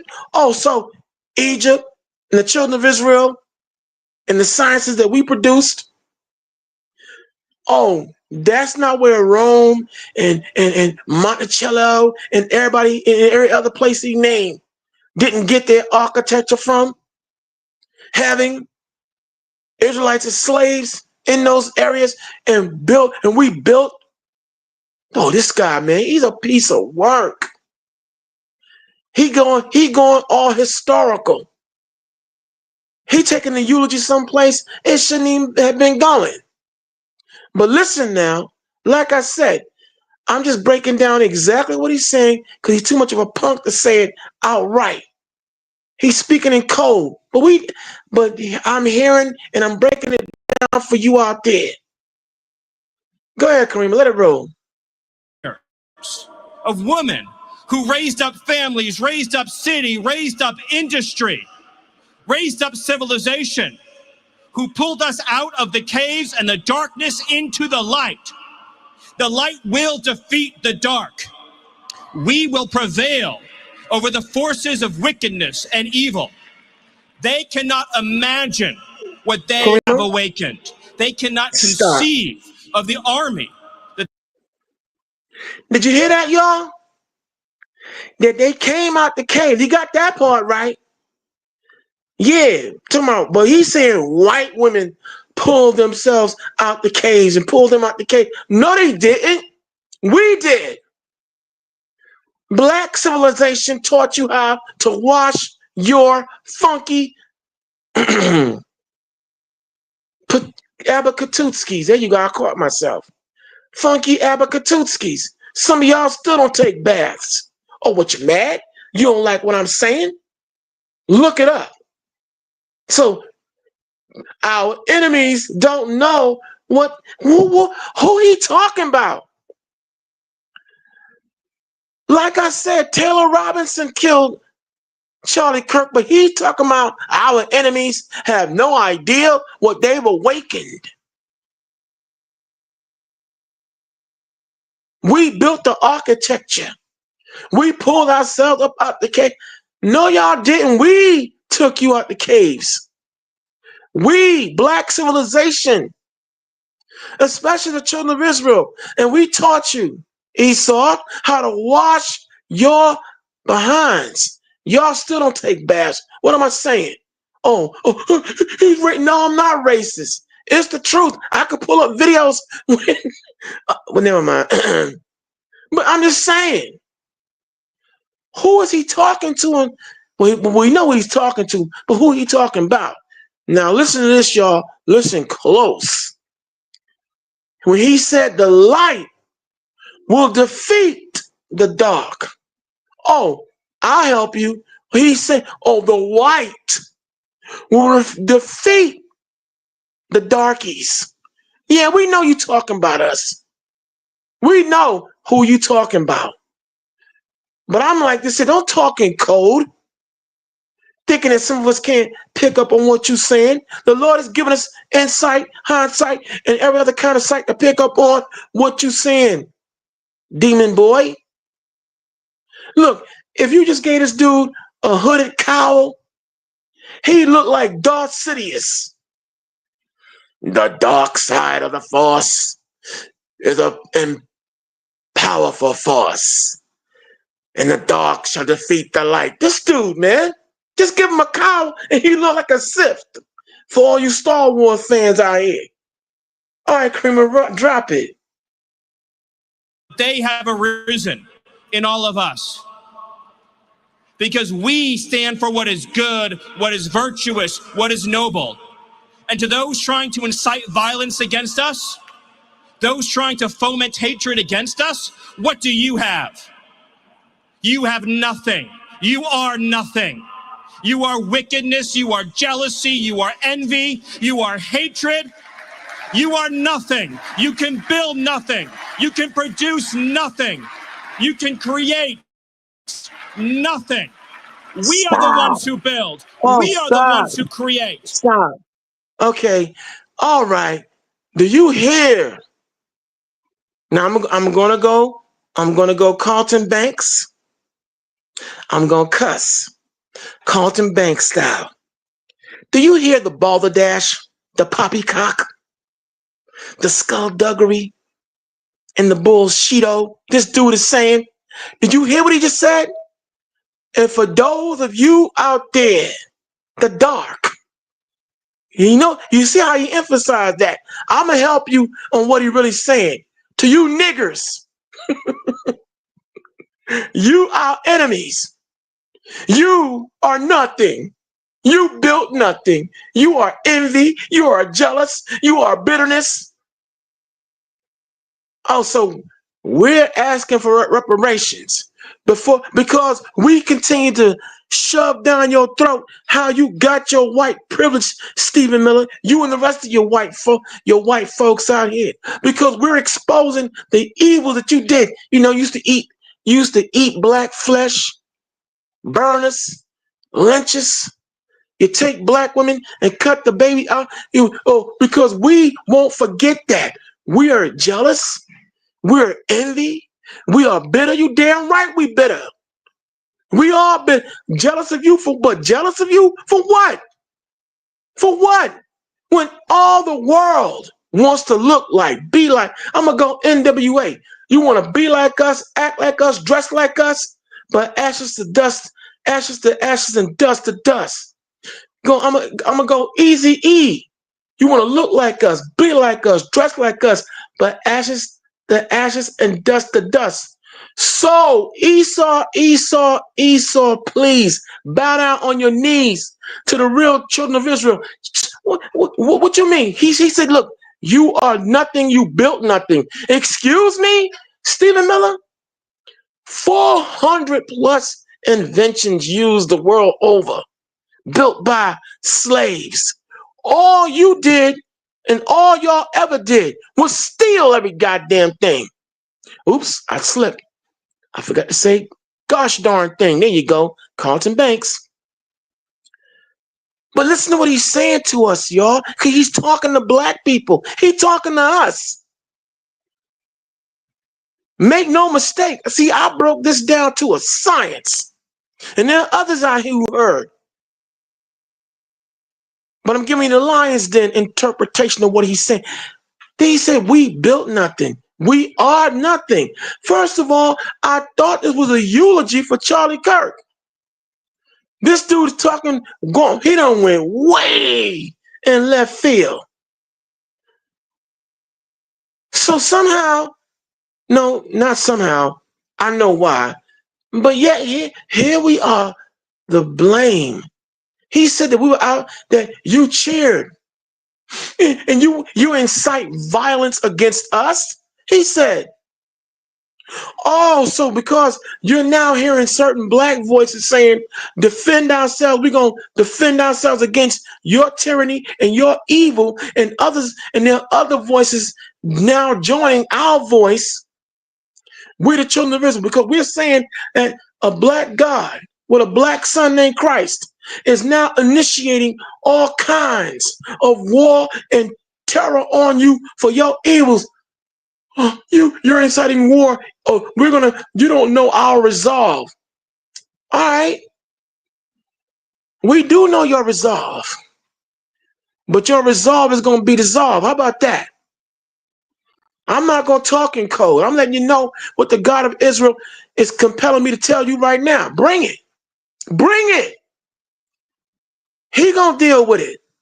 All we got to do is just stand by. You about to see more angelic attacks on this world like you ain't never seen. Brace yourself, Stephen Miller. You talking real tough. All y'all talking real tough. But he gonna eat these words. Go ahead, Kareem, drop it. We are the ones who lift up humanity. You thought you could kill Charlie Kirk? You have made him immortal. You have immortalized Charlie Kirk. And now millions will carry on his legacy. And we will devote the rest of our lives to finishing the causes for which Charlie gave his last measure of devotion. You cannot defeat us. You cannot slow us. You cannot stop us. You cannot deter us. We will carry Charlie and Erica in our heart every single day and fight that much harder because of what you did to us. You have no idea. The dragon you have awakened. Okay, you have no idea. Boom. Stop. Now hold up. Who, I'm going to keep asking you all, who is he talking to? You have awakened the dragon. Now, over the last number of broadcasts we've been doing, how many of you been hearing us say this in the book of Revelations? It said that the great dragon would wage war with the children of God. Huh? You heard what he said? You have awakened the dragon. And the dragon is the animal of a demon. Satan is the great dragon. You, our enemies. Wait, Taylor Robinson was the one who shot your mans, Charlie Kirk. When you shot Charlie, you made him immortal. Who's you? Who's the you? Look, brothers and sisters, straight to the point. They, right here in this open Ku Klux Klan rally, have declared war on we the children of Israel. I am not going to bite my tongue. If I'm wrong, you want a counterpoint, you're welcome to come in here. Anyone. But I know what I'm here. I hear what this dude is. He just said, you awaken the dragon. The Bible tells you that. The great dragon. He's acknowledging who they and what they are, but he still want to speak in code.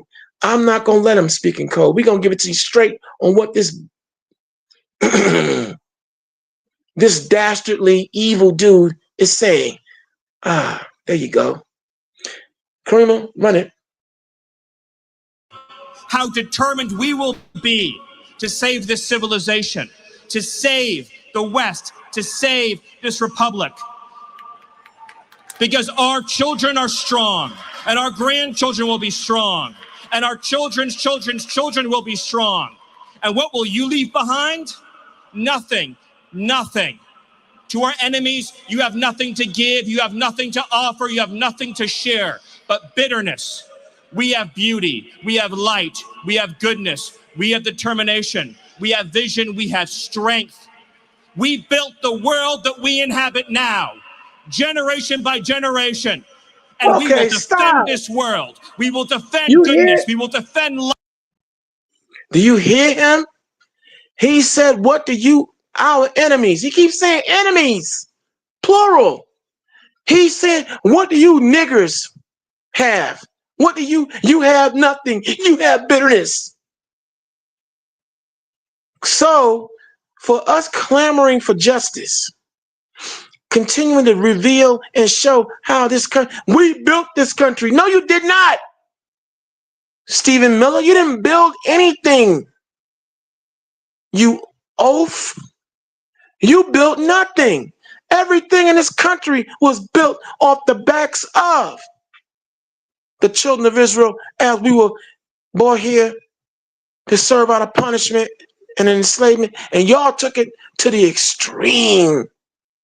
And you want to sit up here, hell, you had black women nursing you white children with their milk because you couldn't survive on what your white mothers couldn't provide. What are you talking about?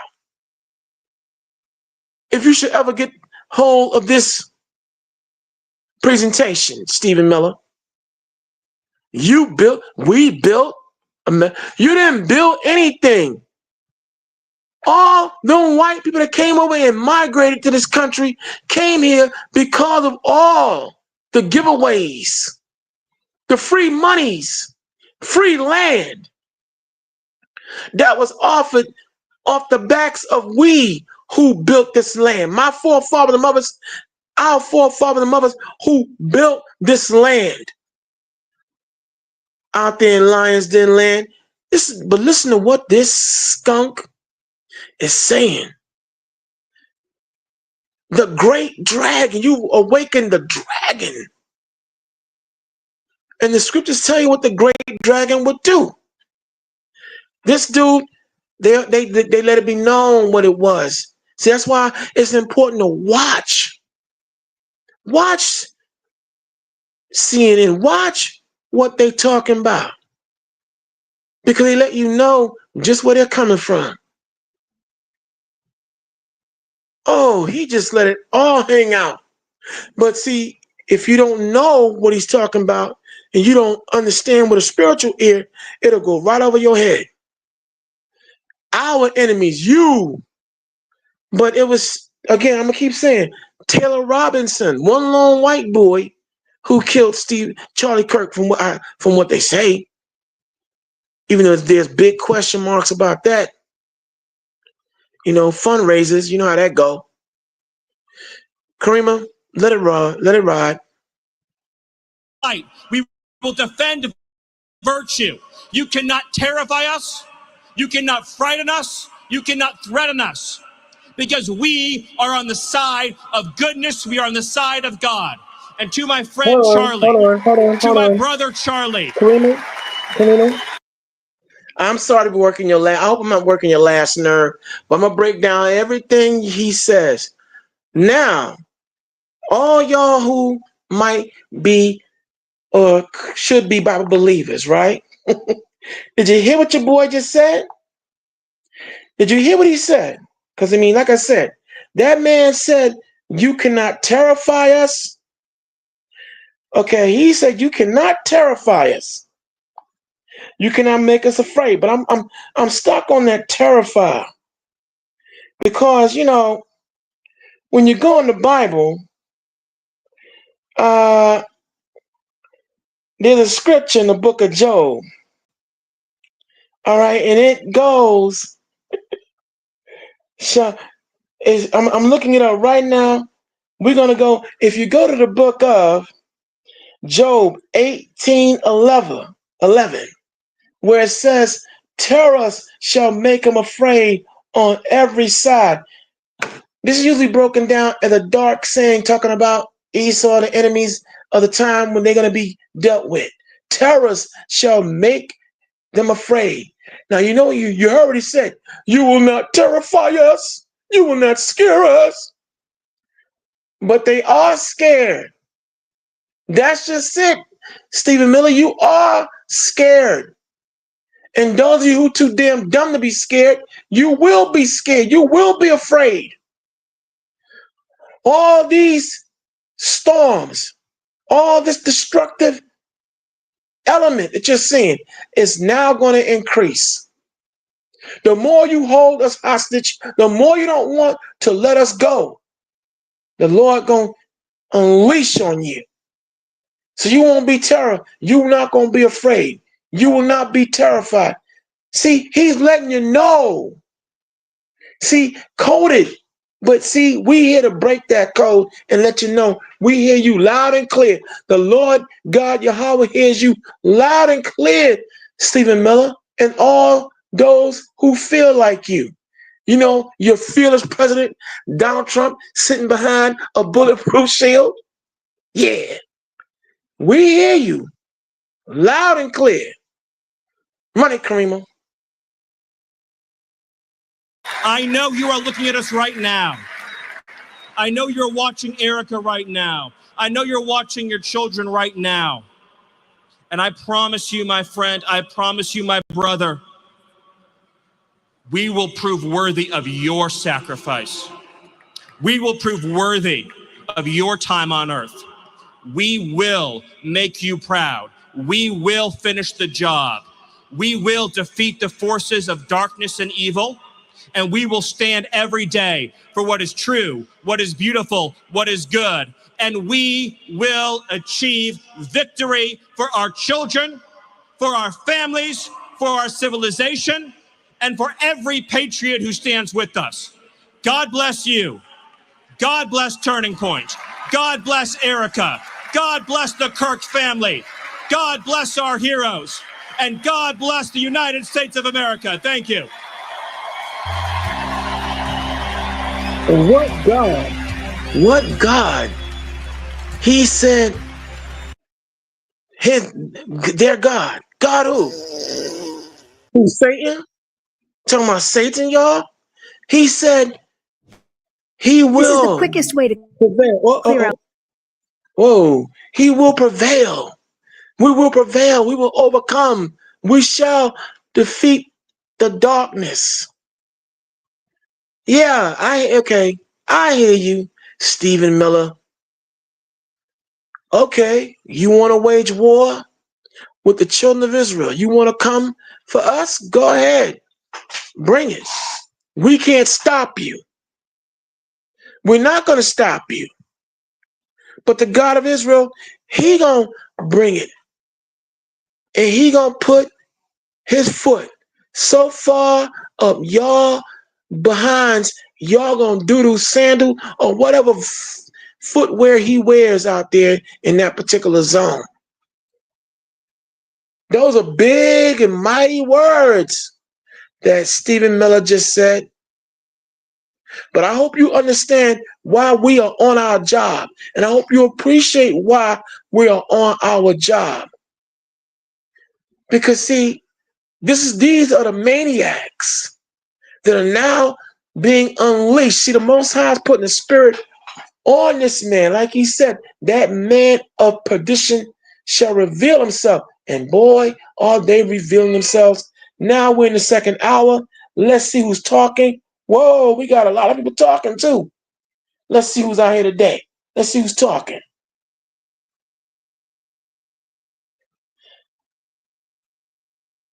That's right, none of your business. I didn't. No, it's not just me. Dr. USA, that's me. But the seventh answer, she ain't come to play. Believe when I tell you. You're right. We ain't come to play. We not coming to play. We let it all hang out now. It's time now. We must choose what side we on. Okay? That's right. We not coming to play.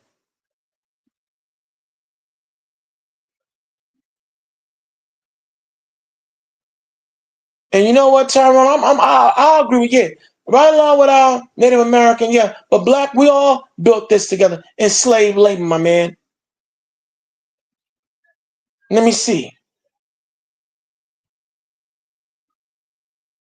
Yes, right, none of your business. The dragon. You heard what he said? The dragon. The great Satan. The book of, see, like I said, I don't like giving sermons here Because there are a lot of people who may not be into the Bible, so we try to keep it light and flexible. Okay? But he said the dragon. He know what he's saying. And when you go into the book of the Bible, it tells you that the great dragon shall make war with the children of the Lord. He knows exactly what he was saying.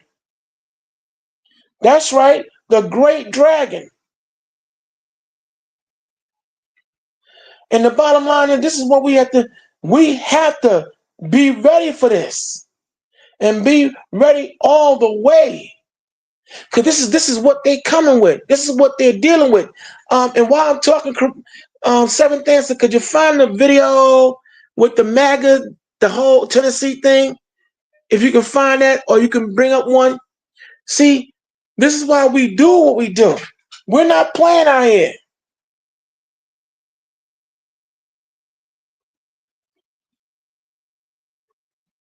And we not playing. Yeah, that's right. Another seal. I gotta say, when you're right, you're right. Yeah, another seal is indeed being opened, Mississippi. I'll give you that. And who do they call God? None of your business. That's Satan. Their God is Satan. Don't forget, the devil has transformed into an angel of light and deceived many. That's what they're talking about. So we see what they're talking about.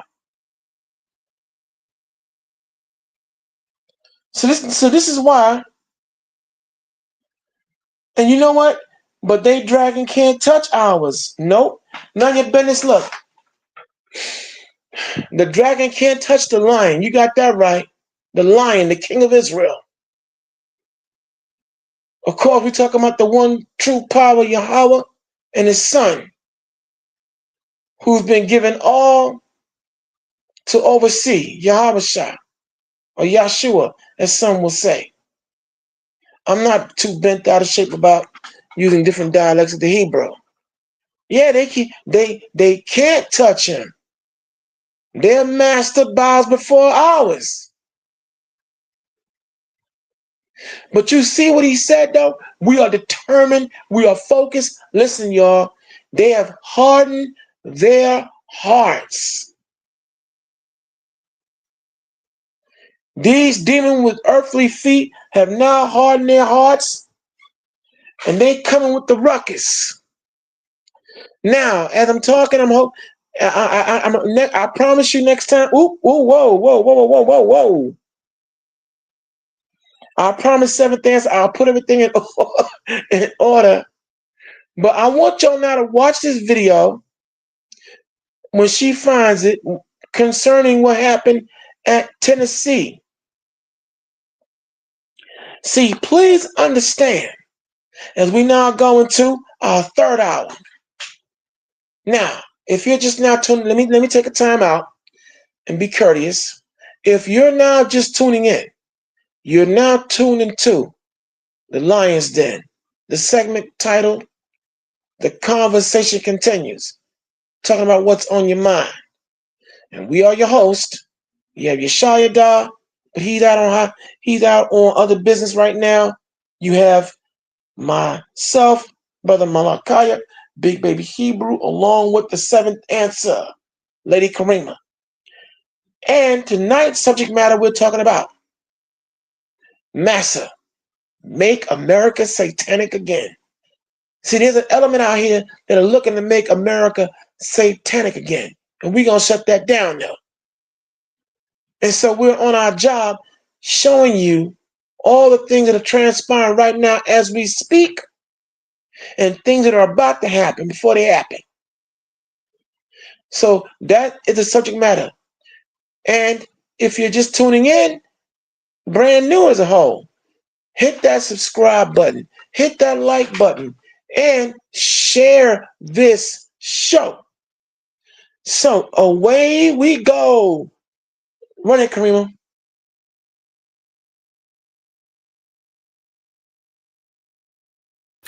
Sorry,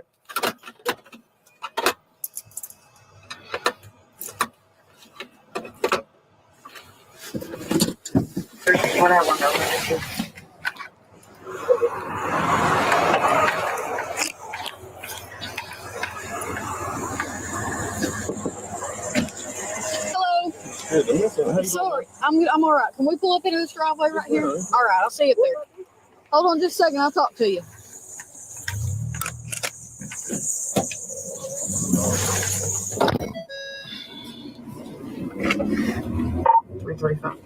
Pulling out of the roadway.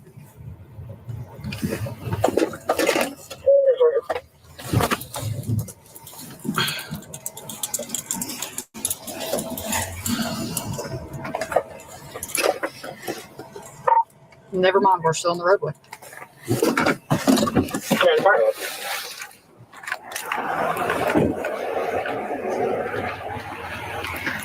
Do me a favor, brother. Pull into the driveway. That way we're all the way out of the road. Okay?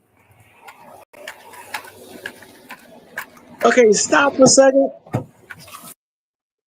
Okay, this is not the Tennessee, but this was a shooting of some police. I don't mean to laugh. We're gonna let this video play, and I think it's gonna play into what I said earlier on about a new spirit is out here now, and that all this killing unarmed black people using your police powers is now played out. It's not gonna fly. Let this video run. I think this is the video I gave a couple of weeks back, but go ahead and let it run.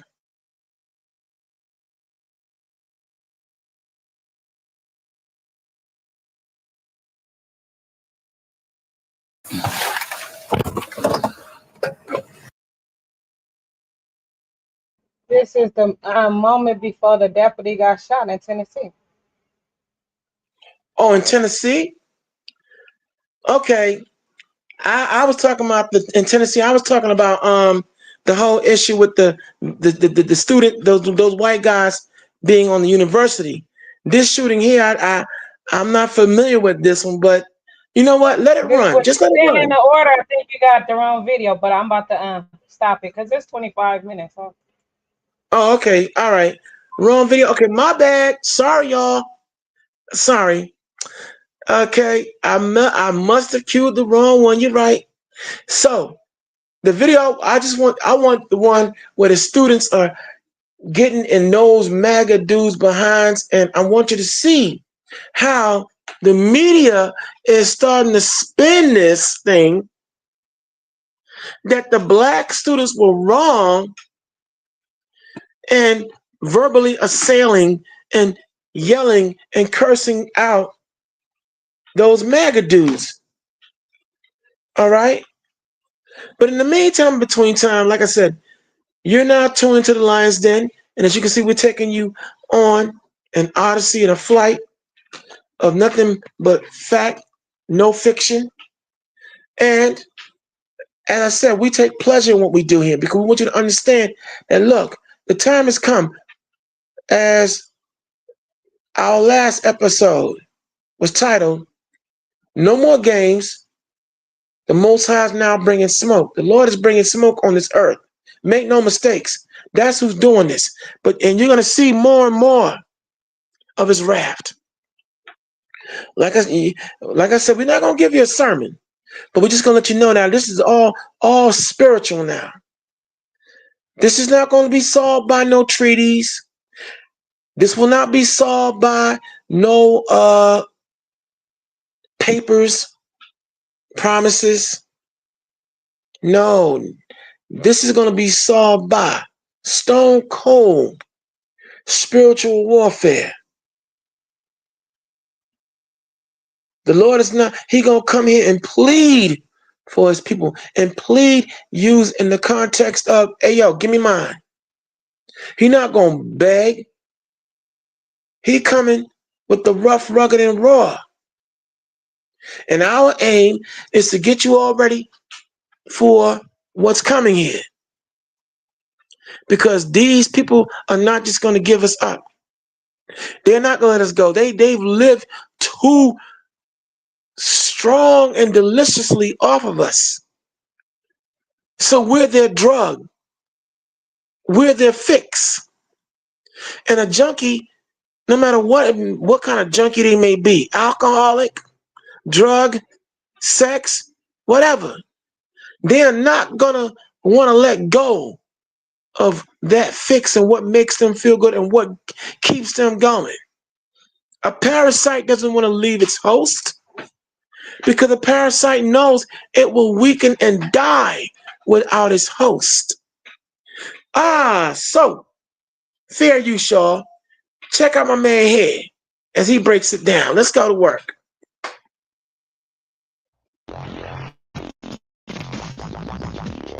Oh my goodness.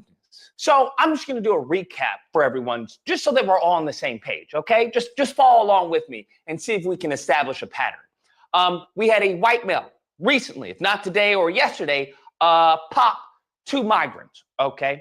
Before then, we had a white male at a white college in a predominantly white state pop a white male, Charlie Kirk, okay? Before that, we had at the same day, we had a white male do a school pop.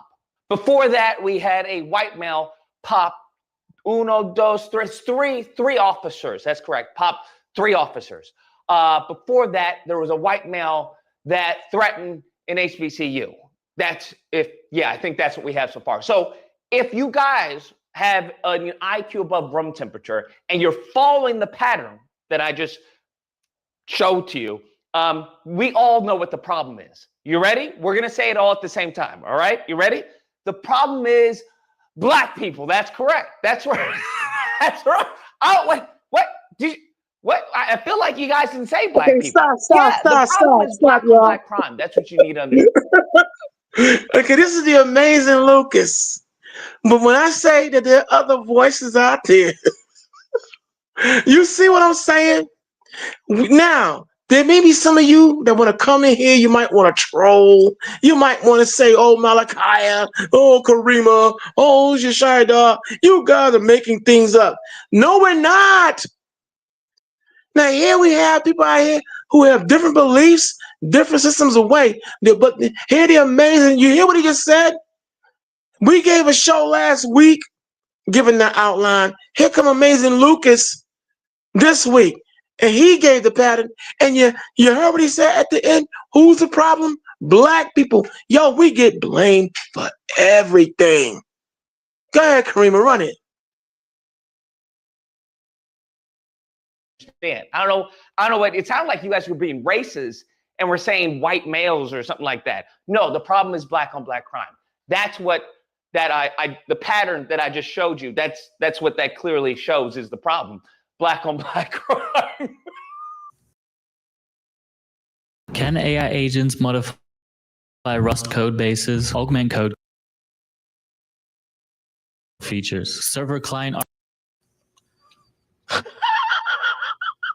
So, as I've said before, one of the traits of the lineage of evil is to take no accountability, none whatsoever, because there is a clear problem that we need to be addressing, and they want to blame black people. They want to antagonize black people. They want to blame everyone, but who's at fault? They want to get trans, they want to get illegals, they want to get black people. That's what seems to be going on. And you had a group of white youth, MAGAs, with their MAGA hats and everything, who had a bright idea. And you want to know what their bright idea was to go to an HBCU uninvited and to antagonize the people there. Now, I'm gonna be honest with you. I may not agree with some of the other commentators who will probably do a video on this because I understand why they went there. Okay, it's clear as day. All right, if you have an IQ above room temperature, you obviously know why these white kids went to the HBCU. It's the only place that they feel safe. Damn. I mean, if we're gonna be honest, you know their mother probably told them to go to an HBCU. Like, we're gonna be honest, their mom either told them to go to that school or she was relieved upon hearing which school they were going to. Hey mom, we're gonna wear MAGA hats and we have like signs for people to debate us, we're going to go to a school and we're going to do like uphold what Charlie Kirk was doing. What school are you going to? I want you guys to be safe, okay? I want you guys to be safe. What school are you going to? Oh, don't worry about it, Mom. We're going to go to an HBCU. Yeah. We're going to go to an HBCU. Yeah, a lot of black people there. Okay, you mean with the niggers? Oh, yes, absolutely. You should go there. Okay, I thought you were going to go to one of those other schools with the white kids. No, go to the blacks. You'll feel safe there. You'll be okay. You don't have to worry about any school shootings. You'll be safe there, okay? All right, you call me, all right? You call me. Like, you know and I know that's probably how that conversation went, right? Like, she probably recommended them going there for out of safety, okay? Because they don't have to worry about school shootings or them being targeted at HBCU. Sure enough, they go there and antagonize the people at the HBCU. They antagonize black students. Now, as I said before, it's obvious why they went there. A, for safety reasons, okay, because they probably didn't want to get popped, and B, to antagonize black people. So, you know, you hit two birds with one stone. And sure enough, that's exactly what happened. Now, y'all know the playbook, right? Y'all know the game plan. You throw stones and then say, what? I didn't do anything. Why are you guys attacking me? And then the white tears and all. Y'all know the playbook. And that's exactly what happened, right? They go there uninvited, no permits, unannounced, because once again, this is the slave master mindset. What I tell y'all to read Post-Traumatic Slave Syndrome, and Dr. DeGroy talks about post-traumatic slave master syndrome. Now, the slave master doesn't need permission from the Negroes. The slave master doesn't need permission from the slave. Slave master can do anything they want. And that's how they felt, right? Because they were going to a PWI, they would have called up the dean, they would try to get permits, they'd be like, hey, we would have been here, we need security from here to here, and this is how long the event's gonna be. No, but in HBCU, they just go on there just like, I'm the slave master, okay? I'm gonna do what I'm gonna want to do, all right? And that's what they do. They set up shop. They put the little, it's not even like, they wrote this on like white cardboard, bro. What? They like pour white ignorance. That's what we did. They pour white ignorance with the MAGA caps, with the little white cardboard, talk about with the microphone, talk about, yeah, let's debate. And, you know, guess what happens? They get kicked off. they get kicked off. And I want people to understand, let this be a lesson to all you white ignorants out there. Please do not go around start antagonizing black people for your, as far as, I don't know, your shortcomings. What you need to be going to is, you know, other white institutions. That's what you need to be going to. What you need to be going to is your white local government. You need to be going to your white representatives in government, in Congress, in the Senate. That's what you need to be going to. And asking them, hey, how do we help these white males, you know, stop this rage of violence? Well, how do we address this problem? Maybe we need to give them all, you know, women upon them being born or upon them, you know, hitting a certain age, like little Timmy is given a girlfriend by the government, something, bruh, right? Because I mean, there seems to be a commonality between all of them is that they're incels. So I'm like, if the government, and I'd be all for it, okay? I'd be all for it. If the government were to like clone women and give little Timmy a girlfriend upon his, I don't know, 10th or 12th or 16th birthday, because they starting young, bro.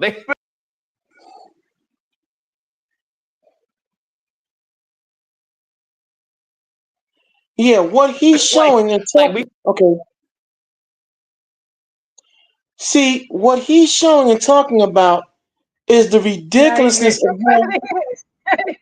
he said the government should be giving them girlfriends. I know. Instead of mess with their cousins. He said he wild with it. But now he mentioned a book, the Post-Traumatic Slave Syndrome, and by Olivia DeGroy. Okay, if you don't know who she is, I'll familiarize you with her brother.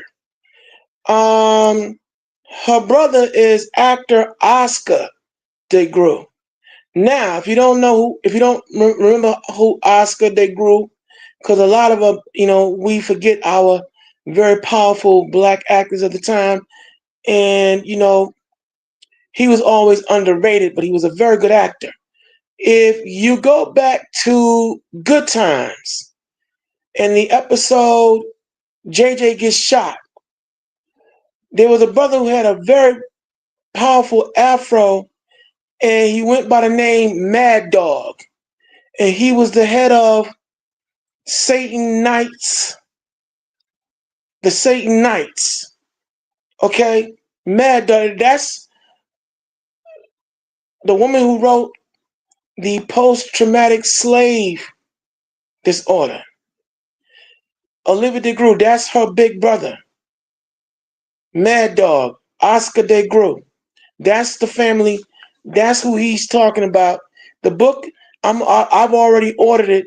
It's a powerful read from what I've read, and I recommend all you out there look for it. But that's who the DeGroot family. Oscar DeGroot, Mad Dog, as he was called. He's been very active and very vocal in a lot of local issues and out in the Chicago area. So, with that being said, let's move on, Karima, and drop this video. Let's get Amazing Lucas up out of here and let him finish out. But that was funny. The government should get on girlfriends. Charlie Kirk, they're starting young. They going gaga, goo goo, bam, bam, bam. So I don't know. We figure out an age range what's acceptable for him to have an interaction with a girl or a friend or something. I mean, can we do AI?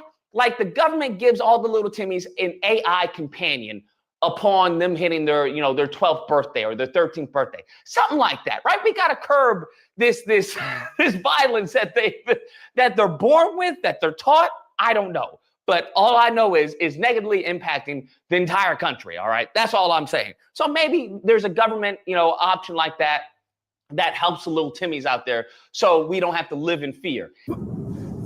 He's out of line, but he's right. And another thing. Why y'all keep on trying to antagonize people? Did y'all not learn anything from Charlie Kirk? Like, damn. I'm not, trying to make light of it, but I'm just saying, how about y'all leave people alone? I just don't understand. Leave people alone. Is this so hard for y'all?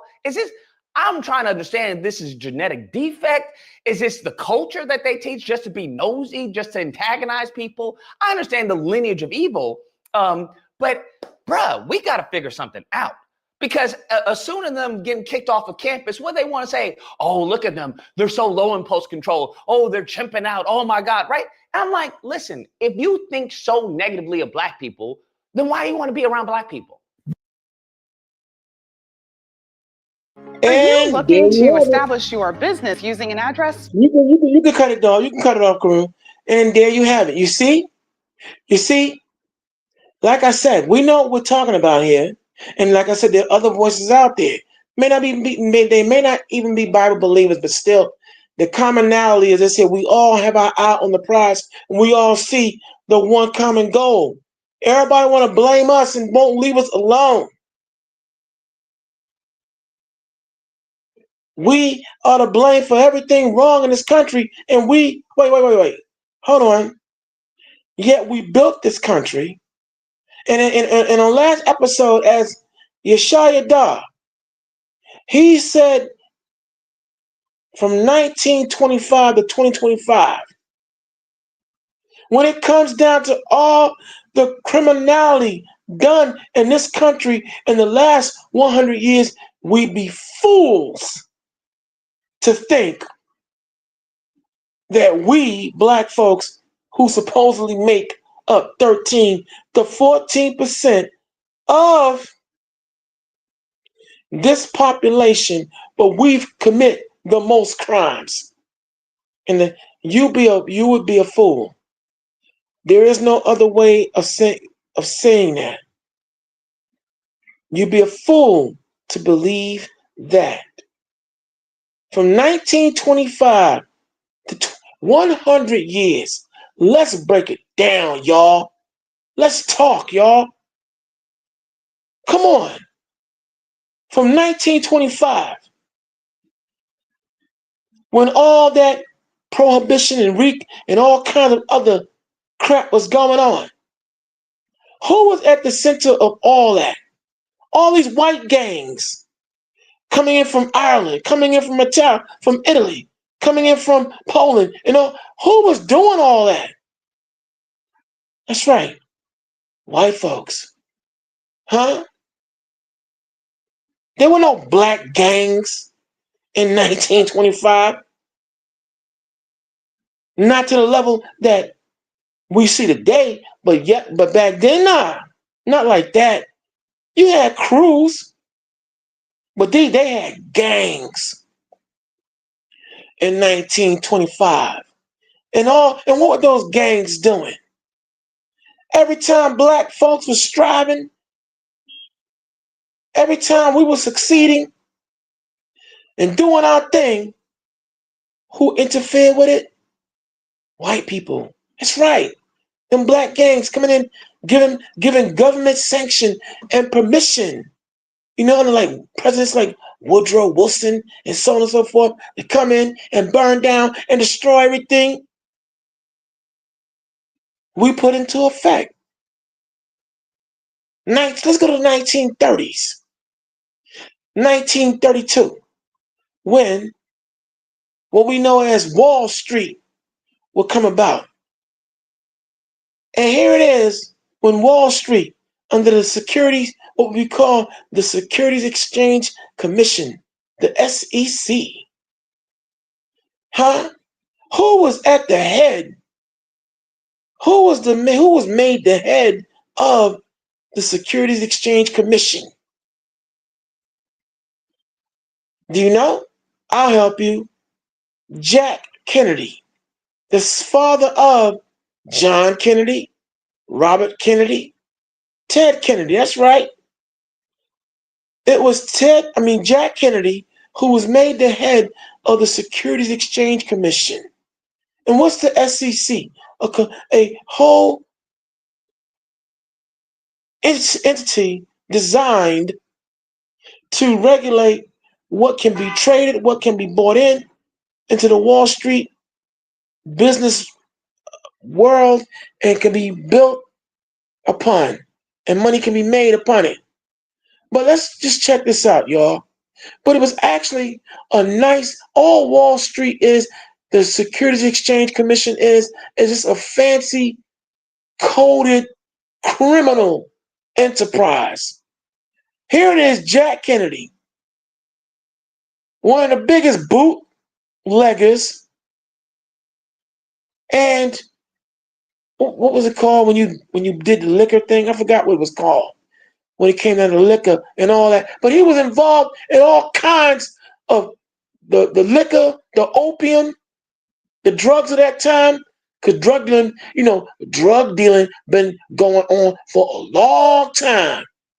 And the biggest drug dealers, manufacturers, started way back in the 1930s. That's right. The opium and all that other stuff. That's right. So when you look at Wall Street and you hear blue chips, blue diamonds, options and futures, there ain't nothing but code for criminal enterprises. And here it was when Jack Kennedy was made the head of the Securities Exchange Commission. This dude was worth maybe a few $1 million. But in 4 years as head of the SEC, he went from a few $1 million to being worth $100 million. You think he got that money just making fair trades? Huh? Brooks Brothers, Lehman Brothers, and all these other slave holders and slave manufacturers. Before Brooks Brothers was into making suits.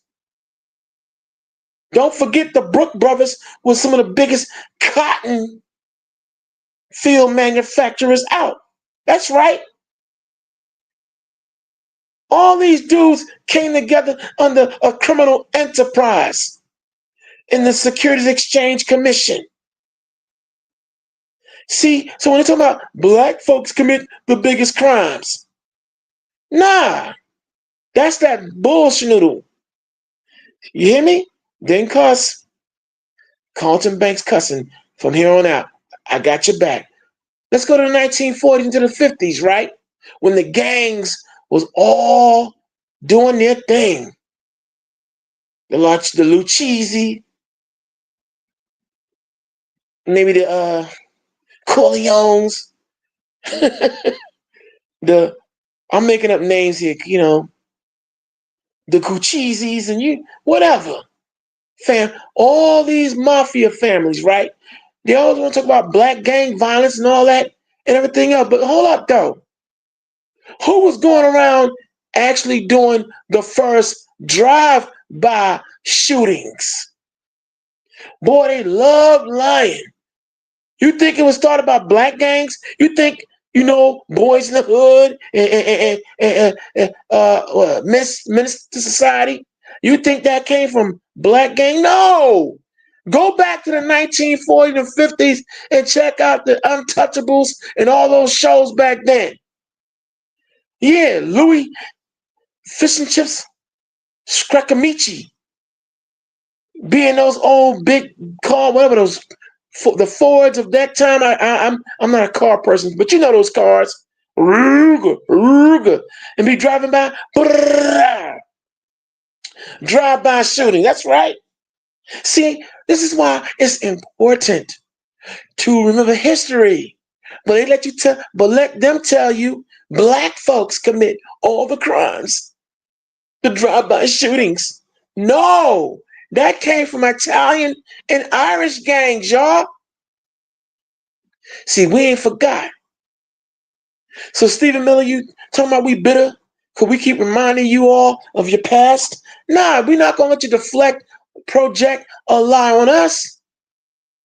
Like I said, Yeshaya said 100 years, right? 100 years. So from the 50s, we go to the 60s. Dog, yo.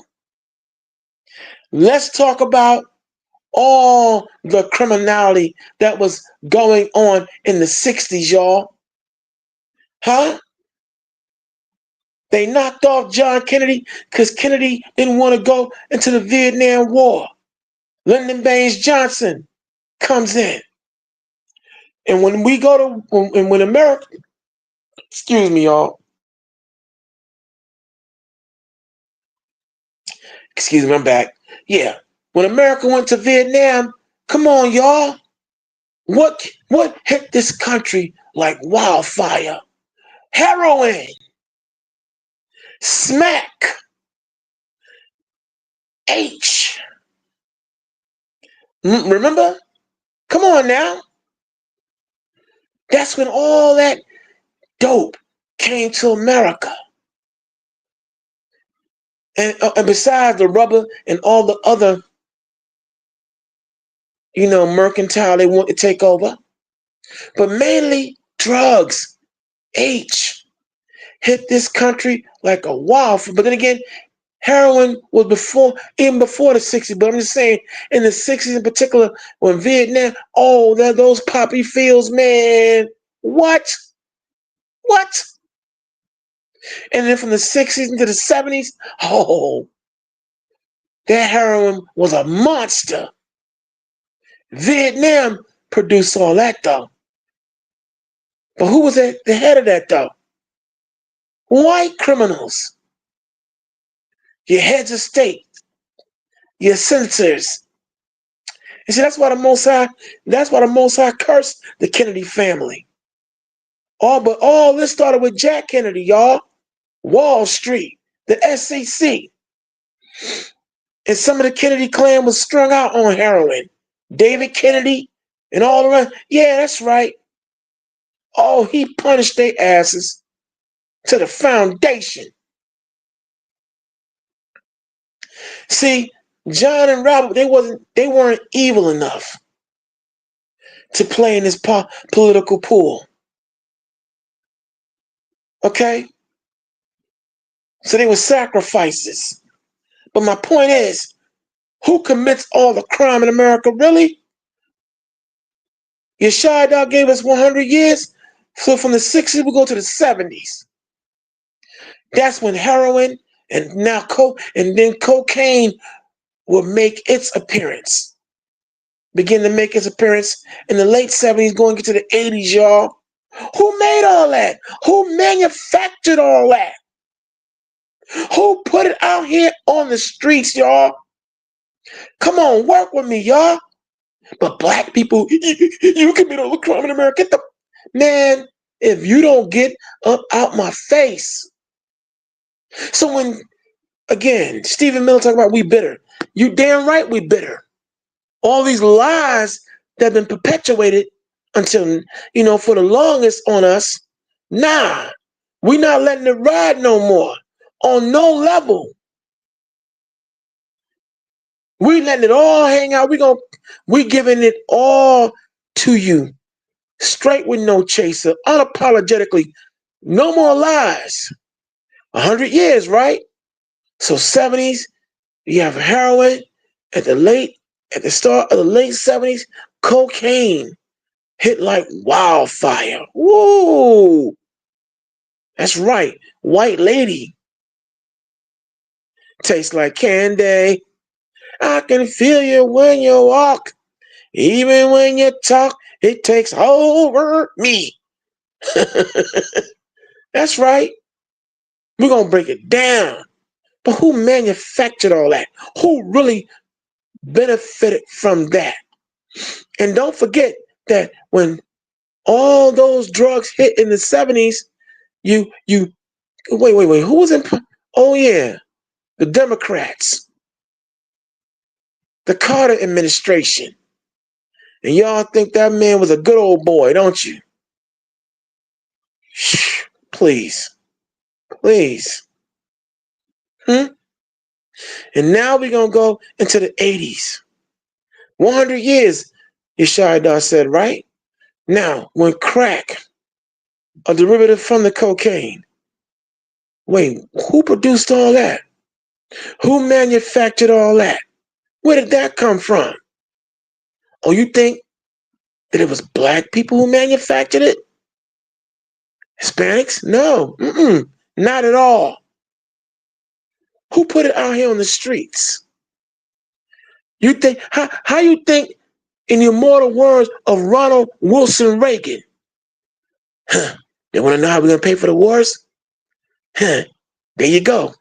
He was pointing to a big pile of drugs. And crack came in under the Reagan administration. All right? Distributed largely by government, future presidents. You think Bill Clinton just was a good old boy in Arkansas? Have y'all ever checked out the routes that some of this crack and all the cocaine and powder was produced in?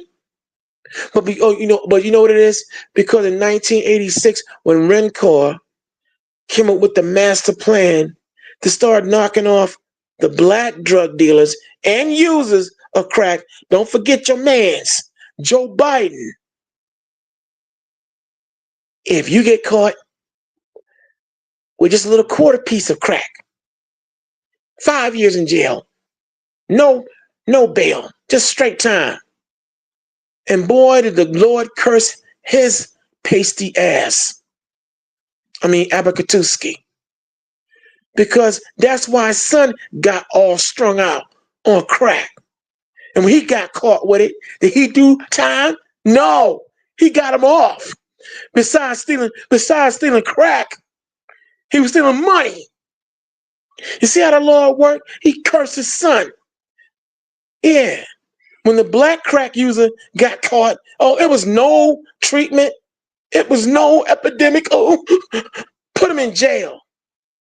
And the black drug dealers, when they're making all that hundreds of millions of dollars, getting paid. You got 16, 17-year-old kids out here, bosses and shit. I'm slipping. And Shanoodle, and Kaka. The government, we got to put a lot. They couldn't have that. So with a double, kill two birds with one stone. And brothers start getting caught dealing. Here it is, cocaine is the biggest drug that was out, but crack, a derivative of cocaine, all the crack dealers were getting football numbers under the prison industrial complex. See? But let them tell it. You black folks are committing crimes. You're the ones committing most of the crimes. But like Wesley Snipes' character, Nino Brown, based on Nicky Barnes, was saying, hey, y'all, I didn't produce this. I didn't make it. So you coming for me, but look at all the big wigs and heads of state who make this stuff, manufacture it, and then put it out here on these streets. But why would the black brothers who were dealing the drugs getting the biggest football numbers and convictions? Because now when you had little Timmy, little Becky stealing their mother's chandeliers and everything else they can get their hands on to get a cheaper grade and cheaper price on the crack and the powder. That's the main reason why all of a sudden Nancy Reagan, for somebody that go back that far, came up with the just say no. When you had white folks coming to the black drug dealers to get a cheaper price, you blacks are dealing the most drugs. Nah. You're not gonna put that on us. No. So from 1985, we go into the 90s. Okay. Oh man, what? Where do I begin in the 90s? Okay, just go back and study the 90s and you'll see who was making all this money, getting paid. Wall Street and all the inside trading and during a time when your boy, Bill Clinton was president. Never mind George Bush, Herbert Walker Bush, when he was president, but from going into the 90s, when the crack, the cocaine, and all the other drugs that you could think of that was being made available, cheaper, prostitution, and every other kind of vice you could think of getting legalized and put into effect under who? Your boy, Bill Clinton. Yeah. You know, Mr. I did not have sex with that girl on the White House floor. When he got it on with Harmonica Lewinsky. Yeah. So we're into the night. Now let's go into the 2000s. The whole, when now we got at the helm George W. Bush. Woo. Come on, y'all. That's when everything really took off. Every kind of criminal enterprise you could think of. All kinds of pedophilia. Hold up. Pornography, when it was in the 80s, was no more than a double-digit $1 million industry. Boy, when George W. Bush and Dick Cheney took over, whoa. From the 80 to the 90 to the 2G. What? Porn was now a $10 billion. And it's double that now. A $10 billion enterprise. All kind from kiddie porn on down. And you wonder why the Epstein files are in existence. So from the 2G, the early 2000s, until now, 2025. All the different administrations. Boy, man, first you had Barack Obama. Once George W. Bush and Dick Cheney were out. Oh man, what? All the corporate criminality that went on, all the investment houses that fell, all kinds of. But see, Barack was just a figurehead behind all that. He was the buffer, okay, for all the real criminals who run this country. And here we are in 2025, and they would dare fix their mouths to tell you that we are the biggest criminals in America? Are you out of your mind? Don't believe that bull shanoodle, y'all. Now, there's another video I want you to look up, Karima. If it's possible, its heading is What went wrong in Metahuka? It's got a strange name to it, but it involved this white. I want y'all to see something. This goes back a couple of years, but I'm just going to show you how all this white on white criminality goes on. If you can find that video, or just pull a random video and put it up, because everything, all the videos deal with everything we've been talking about tonight. You could pull a random video that we haven't talked about yet and bring it up. But come on, y'all. I just gave you the 100 years. All right? Now let's see who's talking out here. Let's go back to the comment section, and we're now in hour number 3.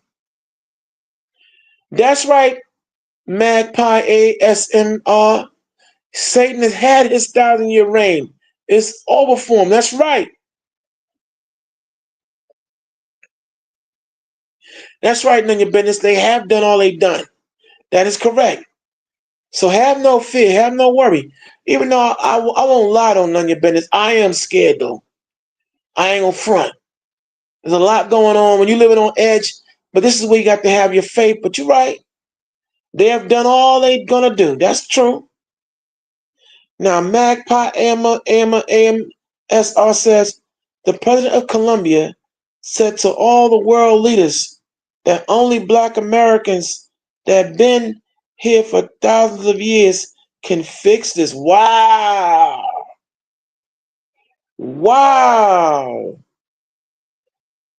And you know something? He's right. Under the laws and the commandments of the Bible and us taking our rightful place, we can fix it.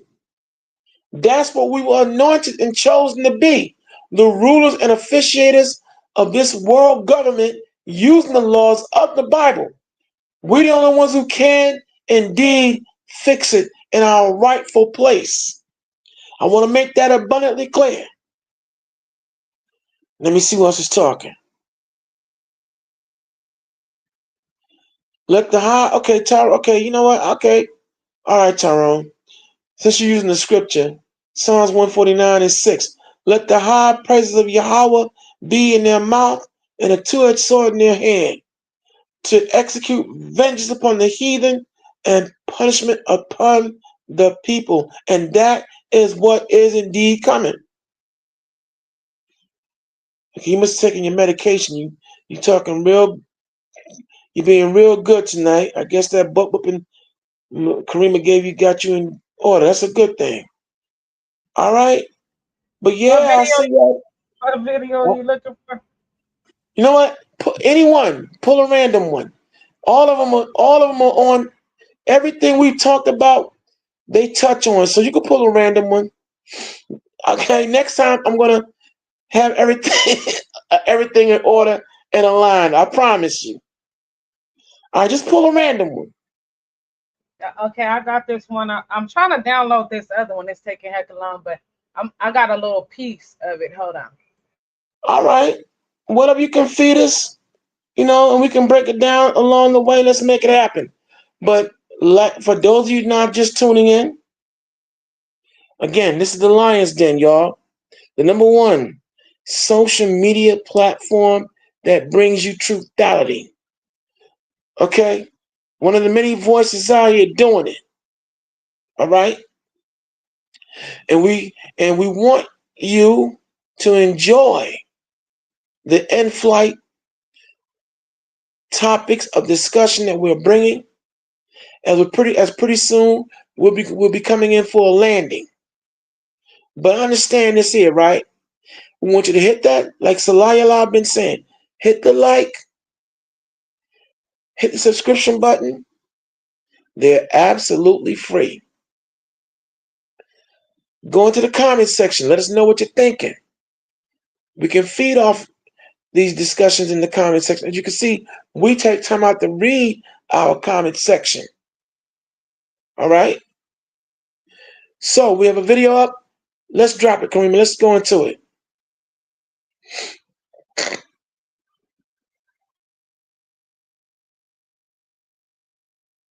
I have three. No. minutes. You asked me a question. I did, and Wait, if I can finish, They're going to be out on the streets. I have three. No. Minutes. You asked me a question. I did. And you asked me a question. And you haven't I'm gonna answered answer my it. question. So they're going to be out on the streets working You haven't hand in hand answered my with question. DEA You to haven't violate. Mr. Chairman, I'd like an answer to my question.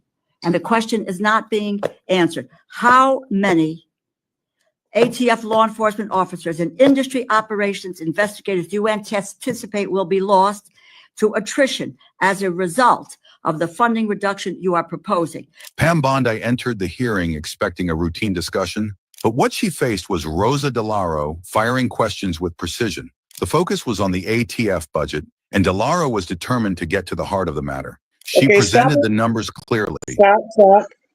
For those of you, if you don't know who Pam Bondi is, she's the Attorney General. This is the same Pam Bondi who's now at the forefront and spearheading, trying to destroy free speech as we know it, and coming for anyone the United States government deemed as being proliferators and perpetrators of hate speech. That's the Pam Bondi where he's talking about. And now she's being grilled, apparently, about trying to get some money for the alcohol, tobacco, and firearms. And we have a senator taking her to task. Let me show you how they get down and give it up behind closed doors, y'all. Go ahead, Kareem, run it. Yeah, they're gonna cost her up. She want the money for the little ISIS, the military and things like that, but they gonna cost her up. And watch how they talk about her criminal history though, and who she been allies with. The video downloading, so it's like 1 minute, but I'm about to bring it up. Just give me a second. Okay, no problem. And demanded concrete answers. Okay. Bondi attempted to frame the situation as a push for efficiency, suggesting a merger between the ATF and DEA due to the interconnectedness of guns and drugs. However, DeLauro was not convinced. She interrupted Bondi repeatedly, insisting that her responses were evasive. DeLauro pressed for specific figures and straightforward replies, refusing to let Bondi sidestep the issues. As Bondi continued to dodge the questions, the tension in the room escalated, making it clear that this was no ordinary hearing. DeLauro's relentless pursuit of accountability left little room for Bondi to maneuver, turning the atmosphere charged and confrontational. Thank you very much, Mr. Chairman. Just a quick note before I get to my questions. Fentanyl seizures are down 30% compared to last year. And that data is coming from the Customs and Border Patrol, CBP. I don't make it up, but fentanyl seizures are down. At your confirmation hearing, you asserted that you will do everything in your power to prevent illegal gun runners in our country. Your budget request for the Bureau of Alcohol, Tobacco, Firearms, and Explosives. If I can finish, they're going to be out on the streets. I have three. No. Minutes. You asked me. Because it's my mom. That's the last thing she wore. I can finish. They're going to be out on the streets. I have three. No. Minutes. You asked me.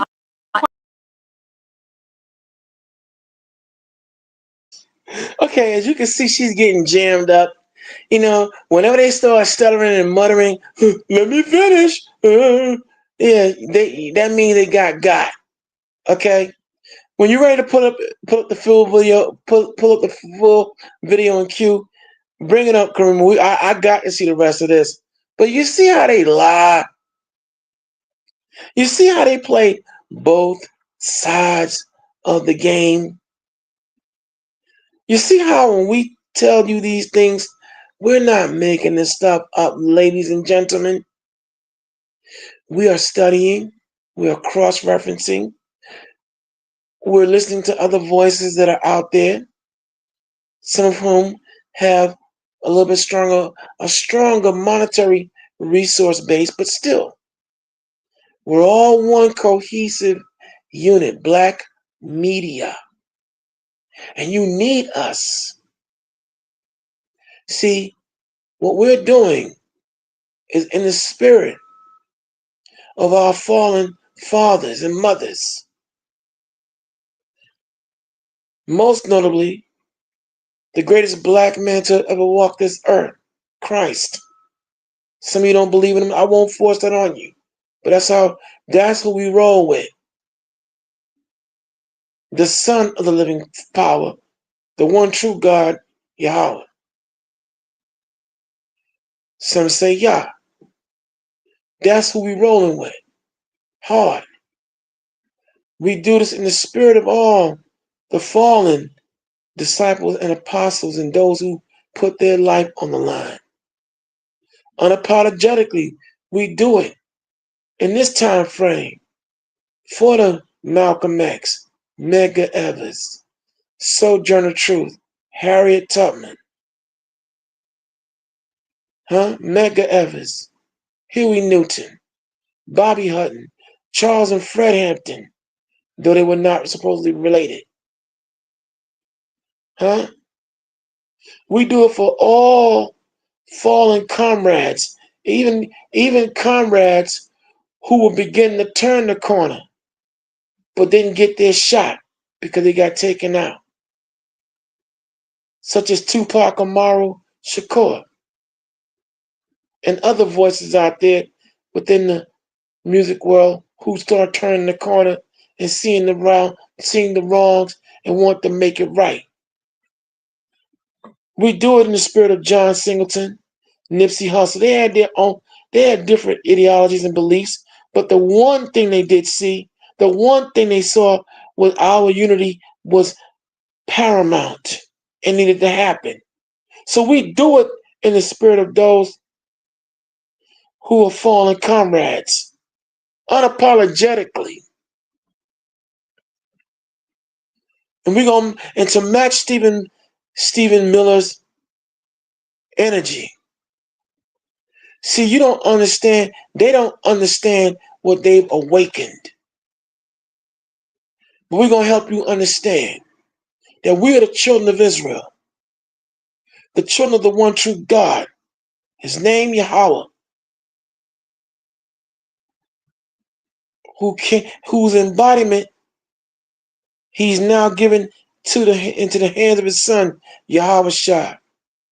And we're letting all the governments of the world, but especially America and you, Donald Trump, we're letting you know that our God requires us, and it's you had better let us go that we may serve our God. You don't want to, you're going to harden your heart. Got it. But don't let it be said you wasn't told. You don't understand what you've awakened, Stephen Miller, the great conquering lion who gonna smash the dragon and all other opposers of the Most High.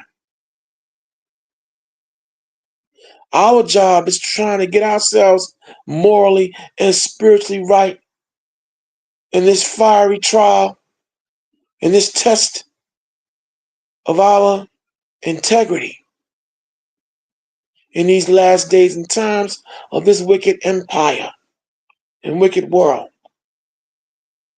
Karima, are you gonna be able to pull up that video? Because I want some more of that one. Oh, yeah, I had to go to TikTok, but it's trying to download right now. But I'm about to pull something up before that video real quick. Okay, bet. Oh, yeah. Oh, please. Oh, let's get it on with Pam Bondi. Miss, she's gonna regulate hate speech. She's gonna regulate anybody who comes against free speech. Because see, you saw how they came against Jimmy Kimmel, but after that $4 billion deficit, and you know what? Kudos to all y'all out there who canceled your subscription. I don't care. Right now, I'll be bipartisan, black, white, whatever. Kudos. Not that I'm a fan of Jimmy Kimmel, but see, we see the big picture. Today it would have been Jimmy Kimmel. Tomorrow's gonna be us, but we're gonna still be the target. We get that. But anybody that's sticking to Disney in particular, good. And keep your subscriptions. Don't even renew them. Let them keep that $4 billion hole in their pocket. Go ahead, Kramer, drop it.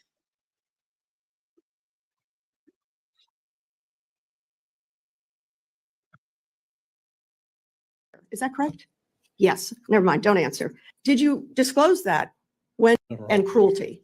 I'm going to focus today on the three hallmarks of this administration are incompetence, corruption, and cruelty. I'm going to focus today on corruption. And in my mind, there are two types of corruption: personal, and then the other I'm going to call public. Attorney General, have you ever been registered as an agent of a foreign principal under the Foreign Agents Registration Act?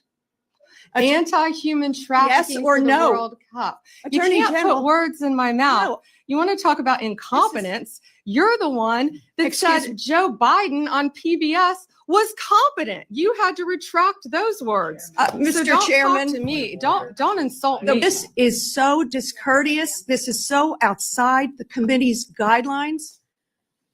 Taking a personal shot at me while swiping at Biden, very strange and very unprofessional of you. The answer is yes or no, and the answer is yes. You were registered as a lobbyist for Qatar. Is that correct? Yes. Never mind. Don't answer. Did you disclose that when you went before for the Senate for confirmation? Yes or no? No, it was not in your documents. The answer is no. President Trump recently announced he'd accept that $400 million Qatar airplane.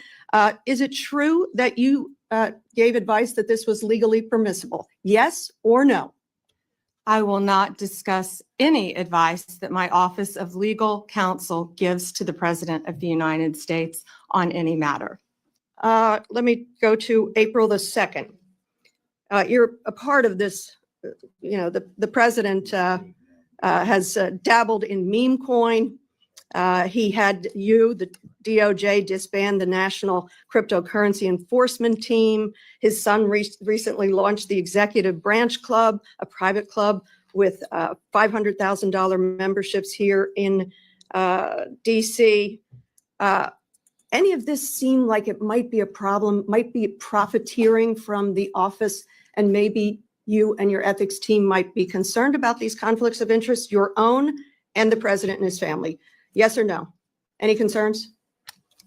What I would be concerned about in Pennsylvania are all the child sex cases that we've prosecuted. I That's asked what the I would witness be to concerned actually about. answer questions Okay, that are stop asked. doing Chairman.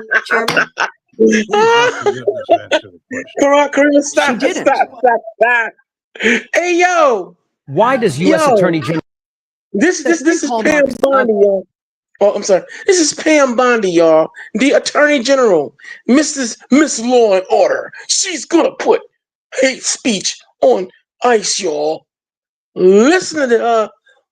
She is squirming and worming and weaseling her way up out of answering those questions. Oh, she getting roasted, y'all. And she put on her. Some of y'all too young to remember this dude, Oliver North.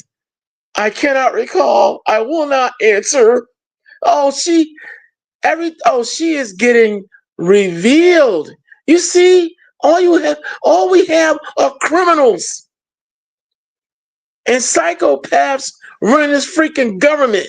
And you wonder why things are all jacked up the way they are. She can't answer a straight question to save her life. And this is who is the Attorney General, y'all. This is who Donald Trump made our Attorney General. She made Janet Reno look like the former Attorney General. Janet Reno look like Mother Teresa. Go ahead, Karima.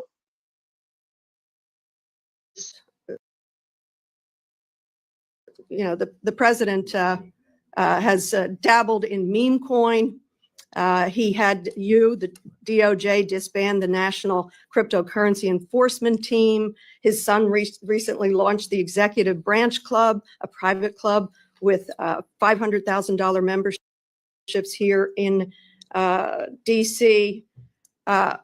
Any of this seem like it might be a problem, might be profiteering from the office, and maybe you and your ethics team might be concerned about these conflicts of interest, your own and the president and his family? Yes or no? Any concerns? What I would be concerned about in Pennsylvania are all the child sex cases that we've prosecuted. I That's asked what the I would witness be to concerned actually about. answer questions that are asked. Congresswoman Dean. Chairman? Please let the witness answer the question. She didn't. And I would like to ask you one more question. You're not just complicit in this, you're actively helping and profiting. Isn't it true that on April the 2nd, the same day that Trump announced his chaotic tariff regime that plummeted the stock market, you sold more than $1 million worth of your shares in Trump Media stock? Trump Media stock fell 13% in the following days. Seems you avoided that loss. Well done. I yield back. There you go, y'all. Insider trading. That's called corruption. That's called okay. That's called okay, Karima. That's called insider trading, y'all. See, Wall Street ain't nothing but a criminal enterprise, and they give all their criminal enterprises colorful names. All right? And Pam Bondi, your Attorney General, the leader of the free world and free speech, and she's going to get rid of hate speech. I guess this is the hate speech she talking about. Anybody that grills her criminal ass. I mean, Abakatutsky. Excuse me. Go to work, Karima.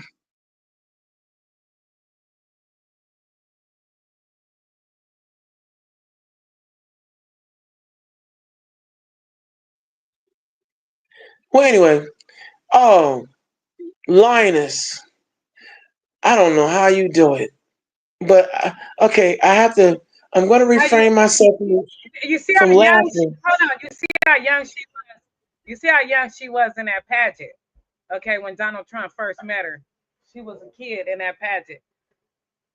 Wait a minute. Hold on. Hold on, Karima. That was her? Wait, that was her? Yeah, that was her. Hold on, I'm about to go back to that. I'm going to show you real quick, but I want to show you these videos right here. But I'm going to go back to that real quick.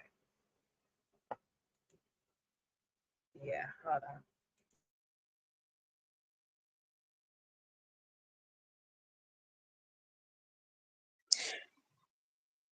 I thought I was looking at Joan Benet Ramsey. Wow.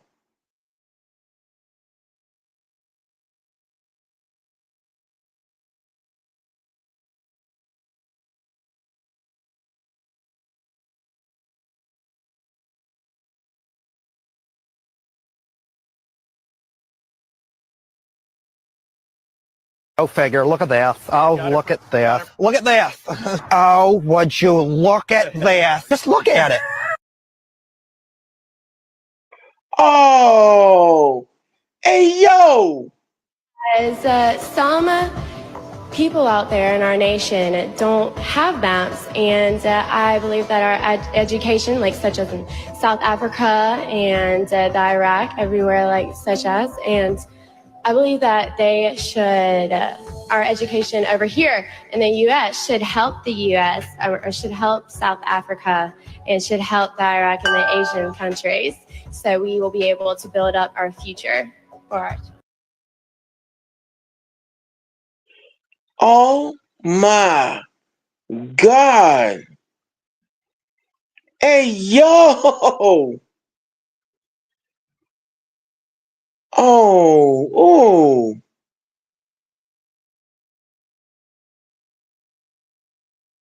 As a result of Pearl Harbor, my family, as a result of.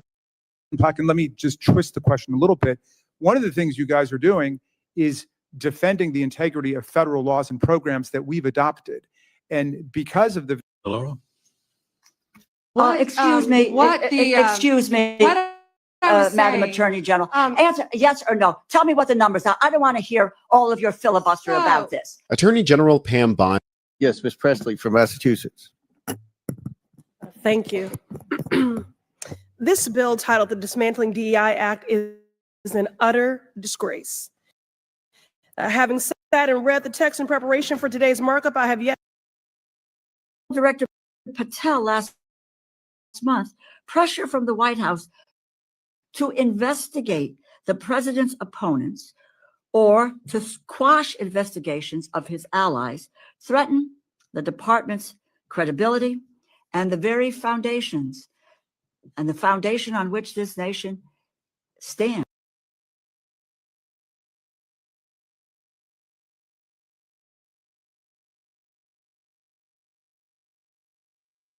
So wait a minute, seventh answer. There's a term To that's used. investigate Right? or to quash investigations of his allies threaten the department's credibility and the very foundations and the foundation on which this nation stands, and that is the rule of law. The Attorney General must shield the rule of law from political pressure, not act as an instrument for implementing the president's political hit list. Attorney General Bondi, the Department of Justice is not the president's personal law firm. Loyalty or disloyalty toward the president or even the president's agenda is not a valid measure of the performance of your employees, nor of the appropriateness of a particular criminal investigation. If I can finish, they're going to be out on the streets. I have three No. minutes. You asked me a question. I did, and Wait, you asked me a question. and you and I'm haven't gonna answered answer my it. question. So they're going to be out on the streets working You haven't hand in hand answered my with question. DEA You to haven't violate. answered. Mr. Chairman, I'd like an answer to my question. And the question is not being answered. How many ATF law enforcement officers and industry operations investigators do you anticipate will be lost to attrition as a result of the funding reduction you are proposing? Pam Bondi entered the hearing expecting a routine discussion, but what she faced was Rosa DeLauro firing questions with precision. The focus was on the ATF budget, and DeLauro was determined. But fentanyl seizures are down. And profit. Now, thank you, Mr. Chairman, and Ranking Member Meng for holding this important hearing, and thank you, Attorney General Bondi, for appearing before us today. Madam Attorney General, I serve in addition to the Appropriations Committee as a ranking member of the Committee on House Administration.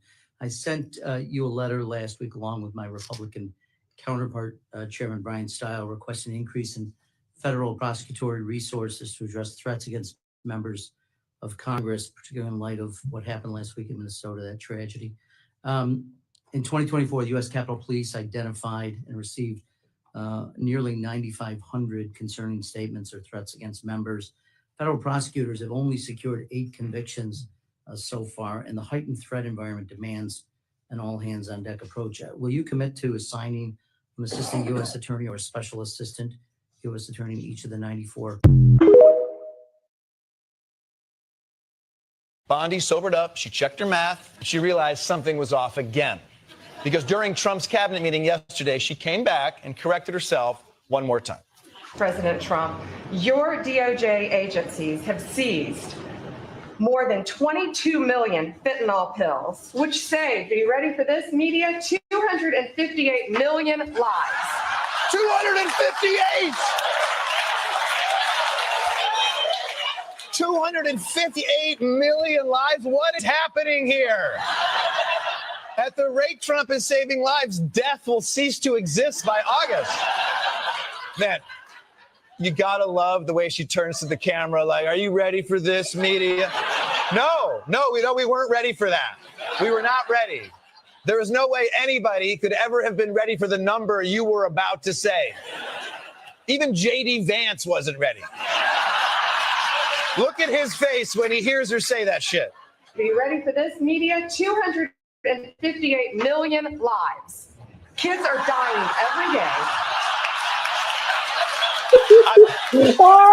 I've never seen a man blink. What the woman talking about? But of course he knows it's bullshit. He went to Yale, right? It's no Harlem University, but they know math. The point is, by the time we're done with the next 100 days, Trump will have saved it in our. And we had previously banned these chips to UAE because of the national security concerns.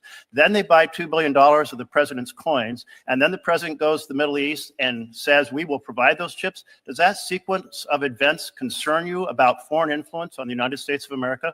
The foreign influence on America that I would be concerned concerned about if I were you was the Mexican national that resided in Oregon, who we just arrested, who had 384 pounds of methamphetamine. The foreign Senator Merkley's line of questioning underscores just how fragile the firewall is between Trump's private grifts and America's national security. By tying the Trump Memacoin saga to potential foreign interests, most notably the UAA, Merkley highlights a disturbing pattern. Massive financial plays, from a suspicious chip sale to an eye-popping $82 billion coin purchase that could serve as leverage over U.S. policy. His push for transparency and clear ethics guidelines isn't just procedural nitpicking, it's a call to protect the integrity of American governance from being hijacked by foreign money dressed up as digital assets. The fact that the Attorney General is even being asked whether a former president's crypto side hustle intersects with foreign governments shows how deeply the rot of influence peddling has set in. For Merkley, the message is clear. If the Justice Department won't draw a hard line, Trump's coin schemes risk becoming a Trojan horse for foreign power. individual who I would be concerned about if I were a senator from Oregon is the Honduran drug trafficker who was residing in Portland for distributing fentanyl. The foreign national I would be concerned about if I was a Portland senator, an Oregon senator, is a Mexican national leader of a drug trafficking ring. Another one, fentanyl, firearms, fatal overdoses, all in your state. You have made your point. 57,700 fentanyl pills and stolen firearms in Oregon. That's what we should work together on, not gotcha questions during a budget. Let me recognize Senator Merkley.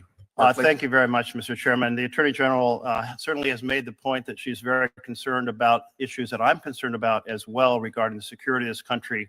But let the record note that in terms of foreign influence and the sale of foreign influence through the president's coins, she absolutely refuses to respond and instead turns to a whole list of different topics. I think it's important for the leader of the Justice Department of the United States to be very concerned about foreign influence. And I encourage you to take on that topic and not consider it an offense that those of us who are concerned here, Democrats and Republicans, want Americans to make American decisions, not foreign influence being bought through crypto coins. Senator Murkowski. Chairman. Senator Merkley's exchange with the Attorney General revealed a telling clash over priorities and accountability. Merkley zeroed in on the potential for foreign influence funneled through Trump's Memacoin sales, raising the specter of political favors being auctioned off under the guise of digital currency. But instead of offering clarity, the Attorney General pivoted to the very real, but unrelated, crisis of drug trafficking and fentanyl ravaging Oregon. That deflection may play well as a talking point, but it sidesteps the core issue. Whether foreign actors are quietly buying influence in American politics through Trump's latest financial scheme. Merkley's insistence that the AG was dodging the question underscores a deeper concern that the Justice Department is reluctant or unwilling to confront the nexus between political corruption and foreign money. And if that reluctance in American people, that assurance. Are you frightened because evidence was destroyed against President Trump that was false? Is that why you're frightened now? I can't believe this is even... Why do you have difficulty answering that question? She couldn't bring herself to say the January 6th investigation should be protected. And what happened next caught everyone off guard. The recent clash between Adam Schiff and Pam Bondi went far beyond courtroom theatrics. It became a pointed test of the balance of power in the American government. Schiff underscored the urgent need for an attorney general independent of politics, warning that the Supreme Court's reckless ruling had essentially handed the president a get-out-of-jail-free card, empowering him to bend the Justice Department to his own interests. Bondi, ever a staunch Trump defender, tried to cloud the discussion by downplaying the absence of credible evidence in the January 6th and 2020 election probes. Yet Schiff cut through her evasions with clarity. His message was direct. If the nation's highest court shields the presidency from accountability, then the last safeguard must be an attorney general untouched by political loyalty. This was not just policy debate. It was a stark warning that without genuine independence at the DOJ, the line between enforcing the law and enabling presidential misconduct becomes perilously thin. Thank you, Mr. Chairman. Ms. Bondi, as you know, the Supreme Court in Trump versus United States held the president has absolute immunity to commit crimes in certain core areas of the president's responsibility One of those core areas is the Justice Department. So in a breathtakingly I'd Now, like when to we met answer the previous yesterday- one, Senator. When we met yesterday, You pointed your finger at me and you said did not you were seem to be speaking. familiar Let me answer with my the question. I'm not going to be Citizenship bullied by you, Clause, the Senator 14th Padilla. Amendment of the United States of America, which was deeply disappointing. I guess you And I'm didn't want to hoping you're hear more my familiar answer with it about today Pennsylvania. after I gave an opportunity to study overnight. So can you tell me and this committee what the Citizenship Clause of the 14th Amendment says? Senator, I'm here to answer your questions. I'm not here to do your homework and study for you. If I am Oh, confirmed no, as you're the Attorney one General. asking for a confirmation Hey, vote, you ma'am. cut me off. Can I please finish? What does the 14th Amendment say? Senator, the 14th Amendment, we all know, addresses birthright citizenship. I've been a state prosecutor. I've been a state AG. I look forward to, even given your remarks today, working with you and the people of California if I am confirmed as the 87th Attorney General of the United States of America. I didn't take your homework assignment. I'm sorry. I was preparing for today. So on the 14th Amendment, now you've testified repeatedly to this committee that you will uphold. Pam Bondi's pushback against Senator Alex Padilla's questioning over the 14th Amendment was a classic mix of deflection and political bravado. By declaring that her role is to protect voters rather than indulge what she framed as Padilla's academic probing, Bondi sought to project confidence and control. Her jab about not doing his homework played well as a soundbite, sharp, dismissive, and designed to undercut Padilla's authority. But beneath the rhetoric lies the tension. Constitutional questions aren't optional homework for an attorney general. They are the core of the job. Bondi's emphasis on her qualifications and repeated pledge to uphold the Constitution if confirmed was meant to recenter the conversation on her resume, rather than the specifics she was being pressed on. The exchange highlights a broader dynamic quote, have forcible intercourse. Republican refrain. I'm not done. Trump also pardoned Mr. Andrew Taki, who sent nudes to an undercover law enforcement officer who was posing as a 15-year-old girl. Mr. Casey Hopkins also received a pardon from Trump, and Mr. Hopkins was convicted of forcible rape. According to court records, he, quote, had forcible intercourse with the victim, choked her to the point of impairing her vision, banged her head into a wall, and urinated into the victim's mouth as he humiliated her. These are the people that he decided to release in the streets of DC. So if anybody does need to clean up DC, I would agree it is this man, because he is the one that is causing half the crime that we have. Not only is he participating in the crime, but we know that he instigated the insurrection. And if I did say that I had one issue with the Biden-Harris administration, it is the fact that they did not move forward and make sure that this man was put where he should have been put. Because the last time I checked, as a criminal defense attorney, and Mr. Attorney General, you may have a different experience, but I never had a defendant that had 34 convictions for felonies and did not spend one day in jail. Never in my life. And the last time I checked, the party of law and order is the only one that decided that they will be out of order and decided to nominate someone who was not only indicted, but was actually convicted of multiple felonies. That has never happened in this country, and it is a shame that we are dealing with it now, and now he wants to tell y'all how to do your jobs. If you've ever wondered what it really means to be a MAGA Republican, though why anyone would aspire to that is beyond comprehension. Such a massive cut without inevitably weakening ATF's ability to help our state and local law enforcement fight illegal gun trafficking. How many ATF law enforcement officers and industry operations investigators do you anticipate will be lost to attrition as a result of this funding reduction you're defending the integrity of federal laws and programs that we've adopted? And because of the very restrictive standing rules that the court has imposed against Congress going to court to try to get our laws implemented, in a weird way, you're standing up for the laws that we've participated in passing. But that's for all of the people, because after all, it's your representatives in Congress who voted for them as well. But I wonder if you could just reflect a little bit on that role you're playing in terms of making federal law work for everybody in the country as a state attorney general.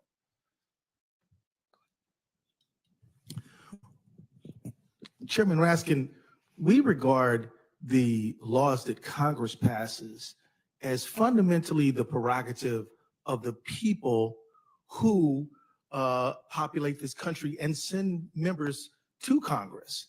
And so for an executive to usurp the role of Congress in appropriations or establishment of agencies or anything like that, we view as an outrageous overreach that simply cannot be tolerated. As I noted in my comments, the things that the president is trying to do, you probably can do if you follow the rules, but you cannot do it vis-a-vis executive order or edict or proclamation or this is how I feel this morning. The fact is that there are procedures that they can follow. They got to go to Congress. You want to abolish the Department of Education, as horrible of an idea as I believe that is, you have to go through Congress to do that. So he's not only doing things that I think are harmful to the American people, he's doing them in a way that is harmful to our system of justice and democracy. Yes or no? Tell me what the numbers are. I don't want to.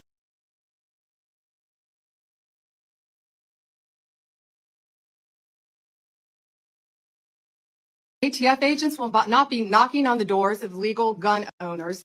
Especially when fentanyl seizure and underfunded to keep pace with Officers and industry operators. Defending the integrity. Creations. The fact is, Let me answer the DEA question for you. agents. I'm going to answer it for you. Page, Mr. Chairman, you give me a certain amount of time, and I have a high respect for you, but I don't have to listen, nor do my colleagues have to listen to a filibuster when it's a simple question. But I have an answer to your question. It's page 146 of the department's fiscal year 2026 budget, and the performance summary explicitly says, and let me quote, ATF will eliminate 541 industry operation investigators, reducing ATF's capacity to regulate the firearms and explosive industries by approximately 40% in fiscal year 2026. ATF will perform fewer regulatory inspections. And the department summary goes on to say, and let me quote, ATF anticipates a reduction of approximately 284 support personnel and 186 agents based on historical attrition patterns. And these personnel cuts will impact ATF across various functions, unquote. If the capacity to regulate firearms industry is reduced by 40%, if you are losing 186 ATF law enforcement agents, on top of that, it is clear the direction you are headed with this budget, and that's what it is, isn't it? The proposal will weaken our ability to stop gun trafficking, and it will greatly reduce ATF support for state and local law enforcement that helps them prevent and solve violent crimes. DeLauro pressed on firmly, inquiring about the number of ATF officers that would be lost and how many investigators would vanish as a result of the cuts. She emphasized that these reductions were not minor, they were substantial. With a 26% cut to the ATF, a 4% reduction for the DEA, and a staggering 34% decrease in funding for the high-intensity drug program, plus no funding for the Organized Crime Task Force, the implications were serious. DeLauro stated clearly that the Trump administration's proposal undermines efforts against illegal firearms and weakens the battle against fentanyl. Bondi attempted to regain control of the conversation, asserting that ATF agents wouldn't be targeting lawful gun owners and would instead be active in communities. However, DeLauro quickly interjected, pointing out that this sidestepped her question. Stop filibustering and answer, she insisted. It's a bad proposal. Do you want to hear my answer in 3 seconds? You mentioned regulatory functions.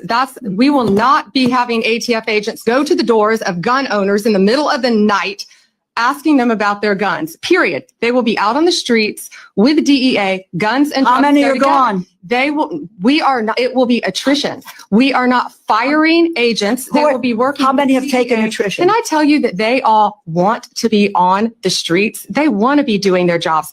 They want to be. But you're getting them off the streets. They want to. We're putting them on the streets. And they want to be working with you are getting them off the streets. There is no clear. And Mr. Chairman, I yield back my time. I yield back my time. Let's get some answers here. The air crackled with tension as the confrontation escalated, each word a dagger. 6 agents Tell me what the numbers are. I don't want to hear all of your to help our state and local law enforcement fight illegal gun trafficking. How many ATF law enforcement officers and industry operations investigators do you anticipate will be lost to attrition as a result of this funding reduction you're proposing?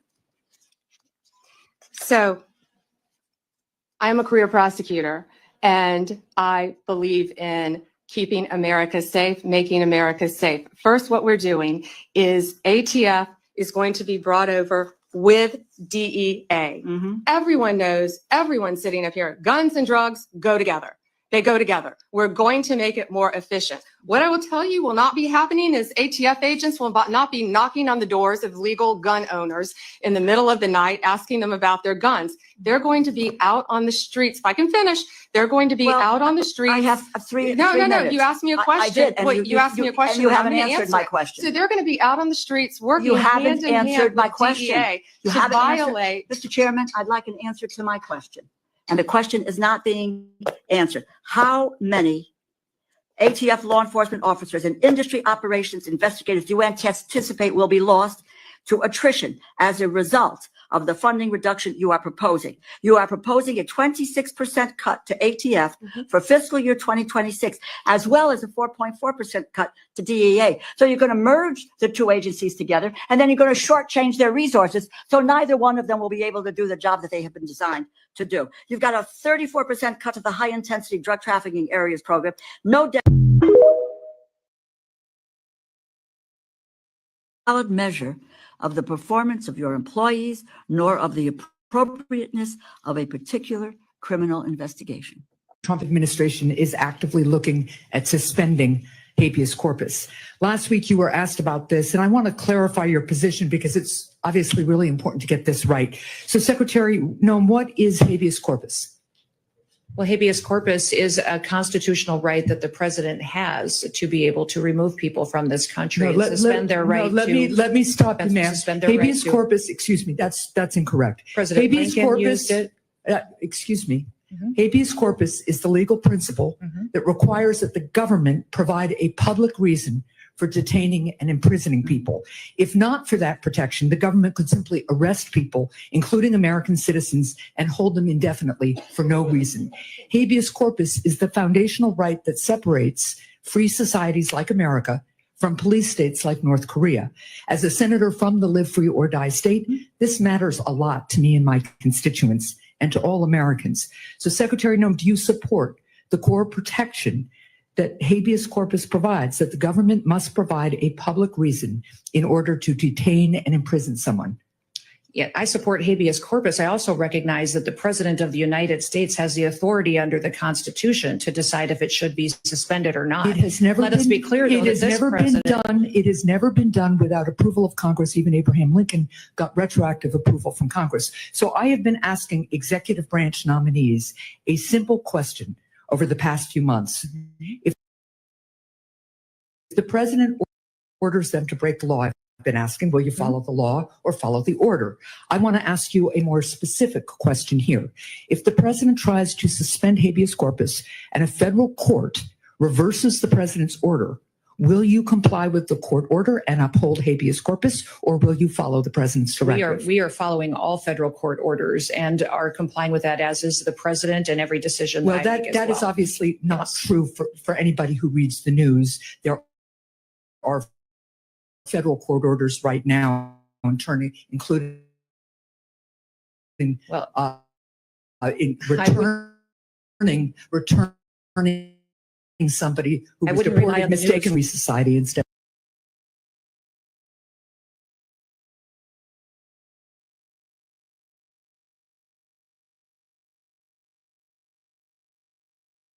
Live in a free society instead of a police state that would have a sham legal system like Russia or North Korea. So I'm glad that you have now committed to following court orders. I'm glad you believe in the basic freedom for Americans if ordered to do so by a court.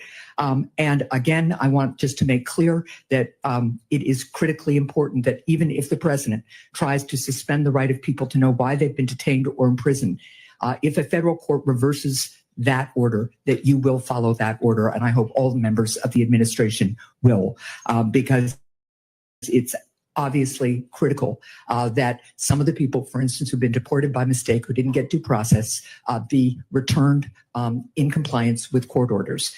Great. Kilmar Abrego Garcia is an illegal alien, MS-13 gang member, and foreign terrorist who was deported back to his home country. As I told Director Patel last month, pressure from the White House to investigate the president's opponents.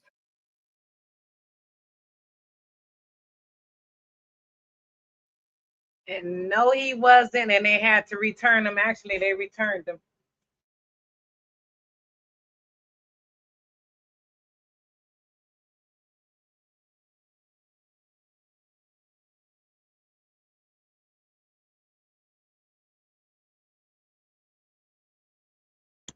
There you have it.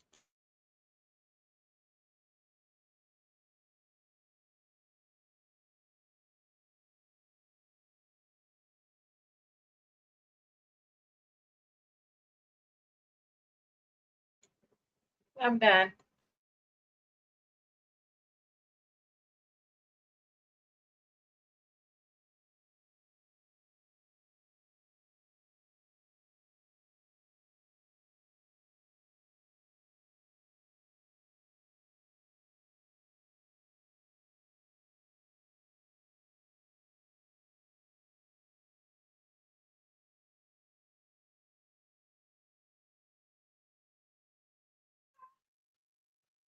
Time and everything.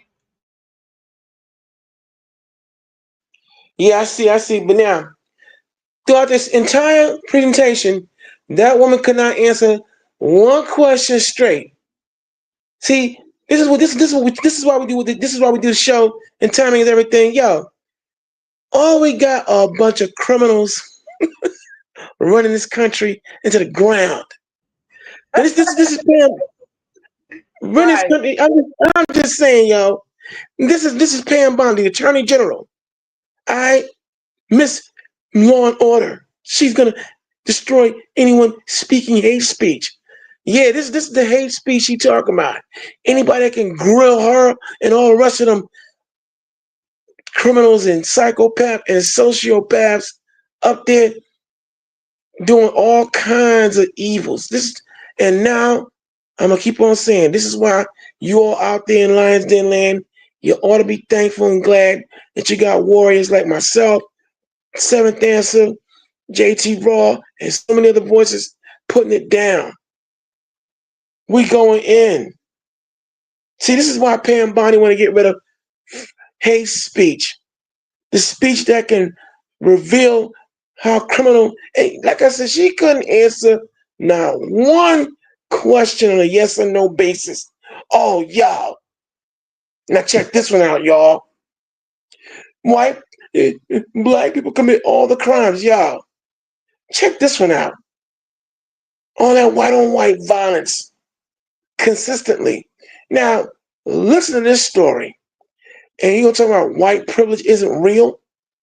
Please run the video, Kareem. Multnomah County Sheriff, for the first time after her office, accidentally released a man accused of murder. It is 6 o'clock. I'm Jeff Giannolo. And I'm Elizabeth Din. Our Joey Vaca spoke with the sheriff today, as well as the victim's mother. He joins us live tonight. And Joey, let's begin with the details of the release. Yeah, Liz, Jeff, that suspect, Ty Sage, was released on Monday. We found out on Tuesday. The sheriff says a signed release order said Sage's bail was set at $5,000, even though he was denied release. We only heard from the sheriff for a couple of minutes, but tonight, everyone, including that victim's mother, still wondering how this mistake could happen.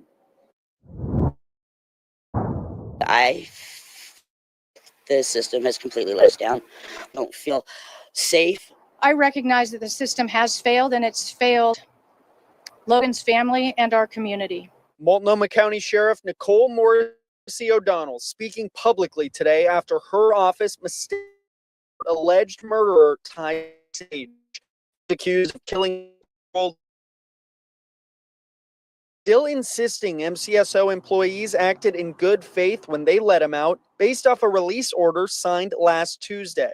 It contained information that indicated that Sage's bail had been set to $5,000. Okay, stop for a second. Now, We are I want y'all to understand what happened. taking this incident extremely Okay. This dude, this story. release and where he is Oh. located now. I reached out to the judge who signed that order for more information, but have not heard back. The sheriff says she knows there are still questions. I share our community's concern. We will get those answers in time, but our priority now is to find Sage. What I'm what I'm trying to point out with this story. This dude killed multiple people, right? But yet he had a $5,000 bail.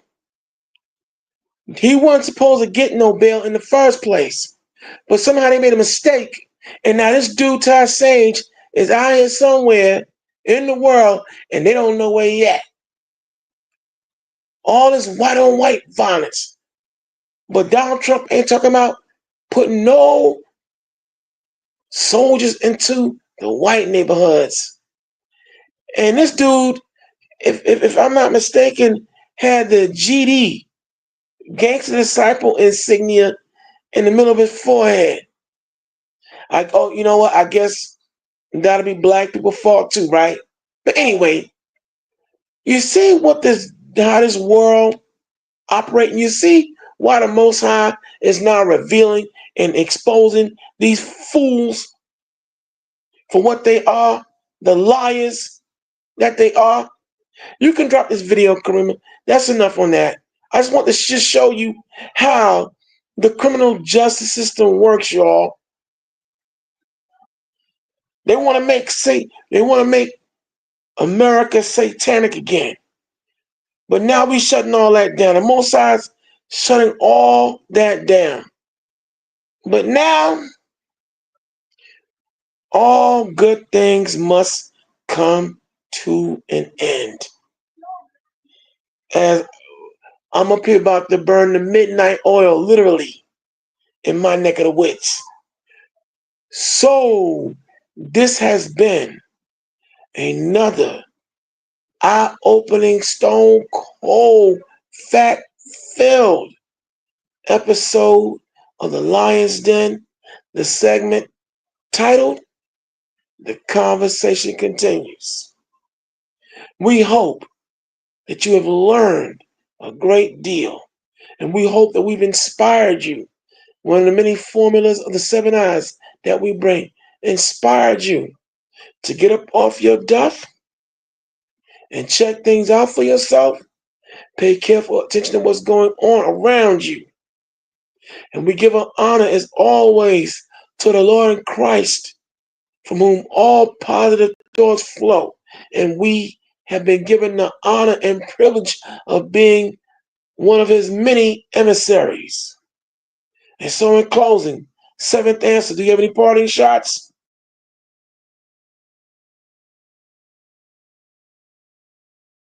No, Okay. not at all. Oh, I wanted to probably later on do the story on the officer that unalived the black guy, but he ain't never got he got charged, but he not in jail. Okay, so how about this? Can we do that? Let's hold off on that. We're gonna go into it, okay? But Yes. but you know what I want you to do? I want you to just send me over the story. I'm gonna check it out, and don't worry, we're gonna come back and we're gonna go full throttle on that one, okay? You have my promise. So hit the like and subscribe button, you all, as we part out of here.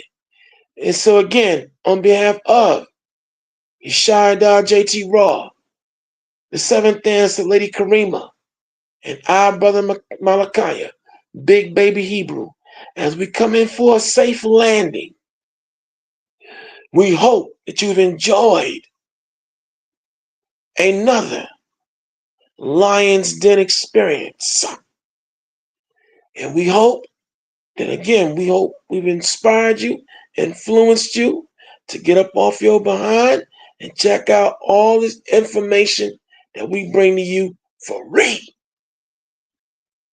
and you're going to learn something before it's said and done. And so, as we part in the spirit of the spirit once known as Don Cornelius, we always say, Shalom, peace, ahab, love, and Napash, soul. And we are up out of here, y'all. Peace.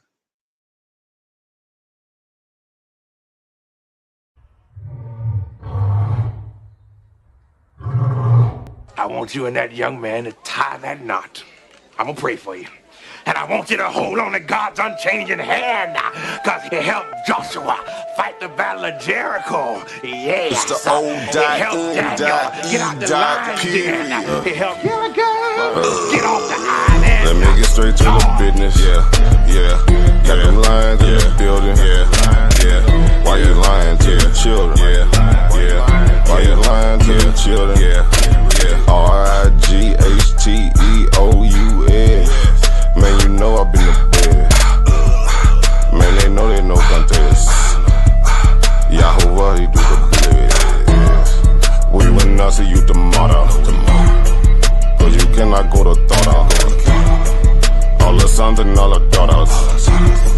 Standing hard with big manodas. But my son, he made me Taurus. On that line, I'm still a Taurus. Karate kicking Chuck Norris, 4-5 on my waist. If he started, will not hesitate to get retarded. Oh lordy, he ain't got a PowerPoint, he forest. He running to the hills like a Philistine. Jihad hitting Hamites with the guillotine. Situation turned up with the ratchet team. JJ 7000 to the bait lead. Yeah, I know them haters gon' hate me, but he won't debate me. Pistol off safety. He respond, come wake me. If I don't get up, nigga shake me. Really give me up. If he don't show up, then he fake G. I touch down and make these nigga nuts hate me. Dear brother.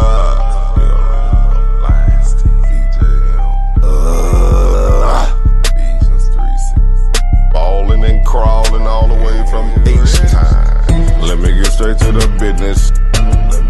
Man, them lions in the building.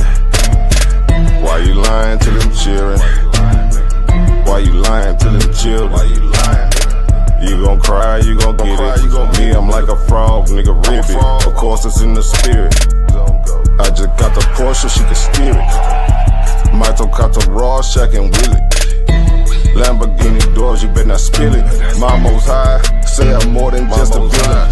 Mama's cry, armed open wide for her children. Suicide, immortalized as the realest, yeah.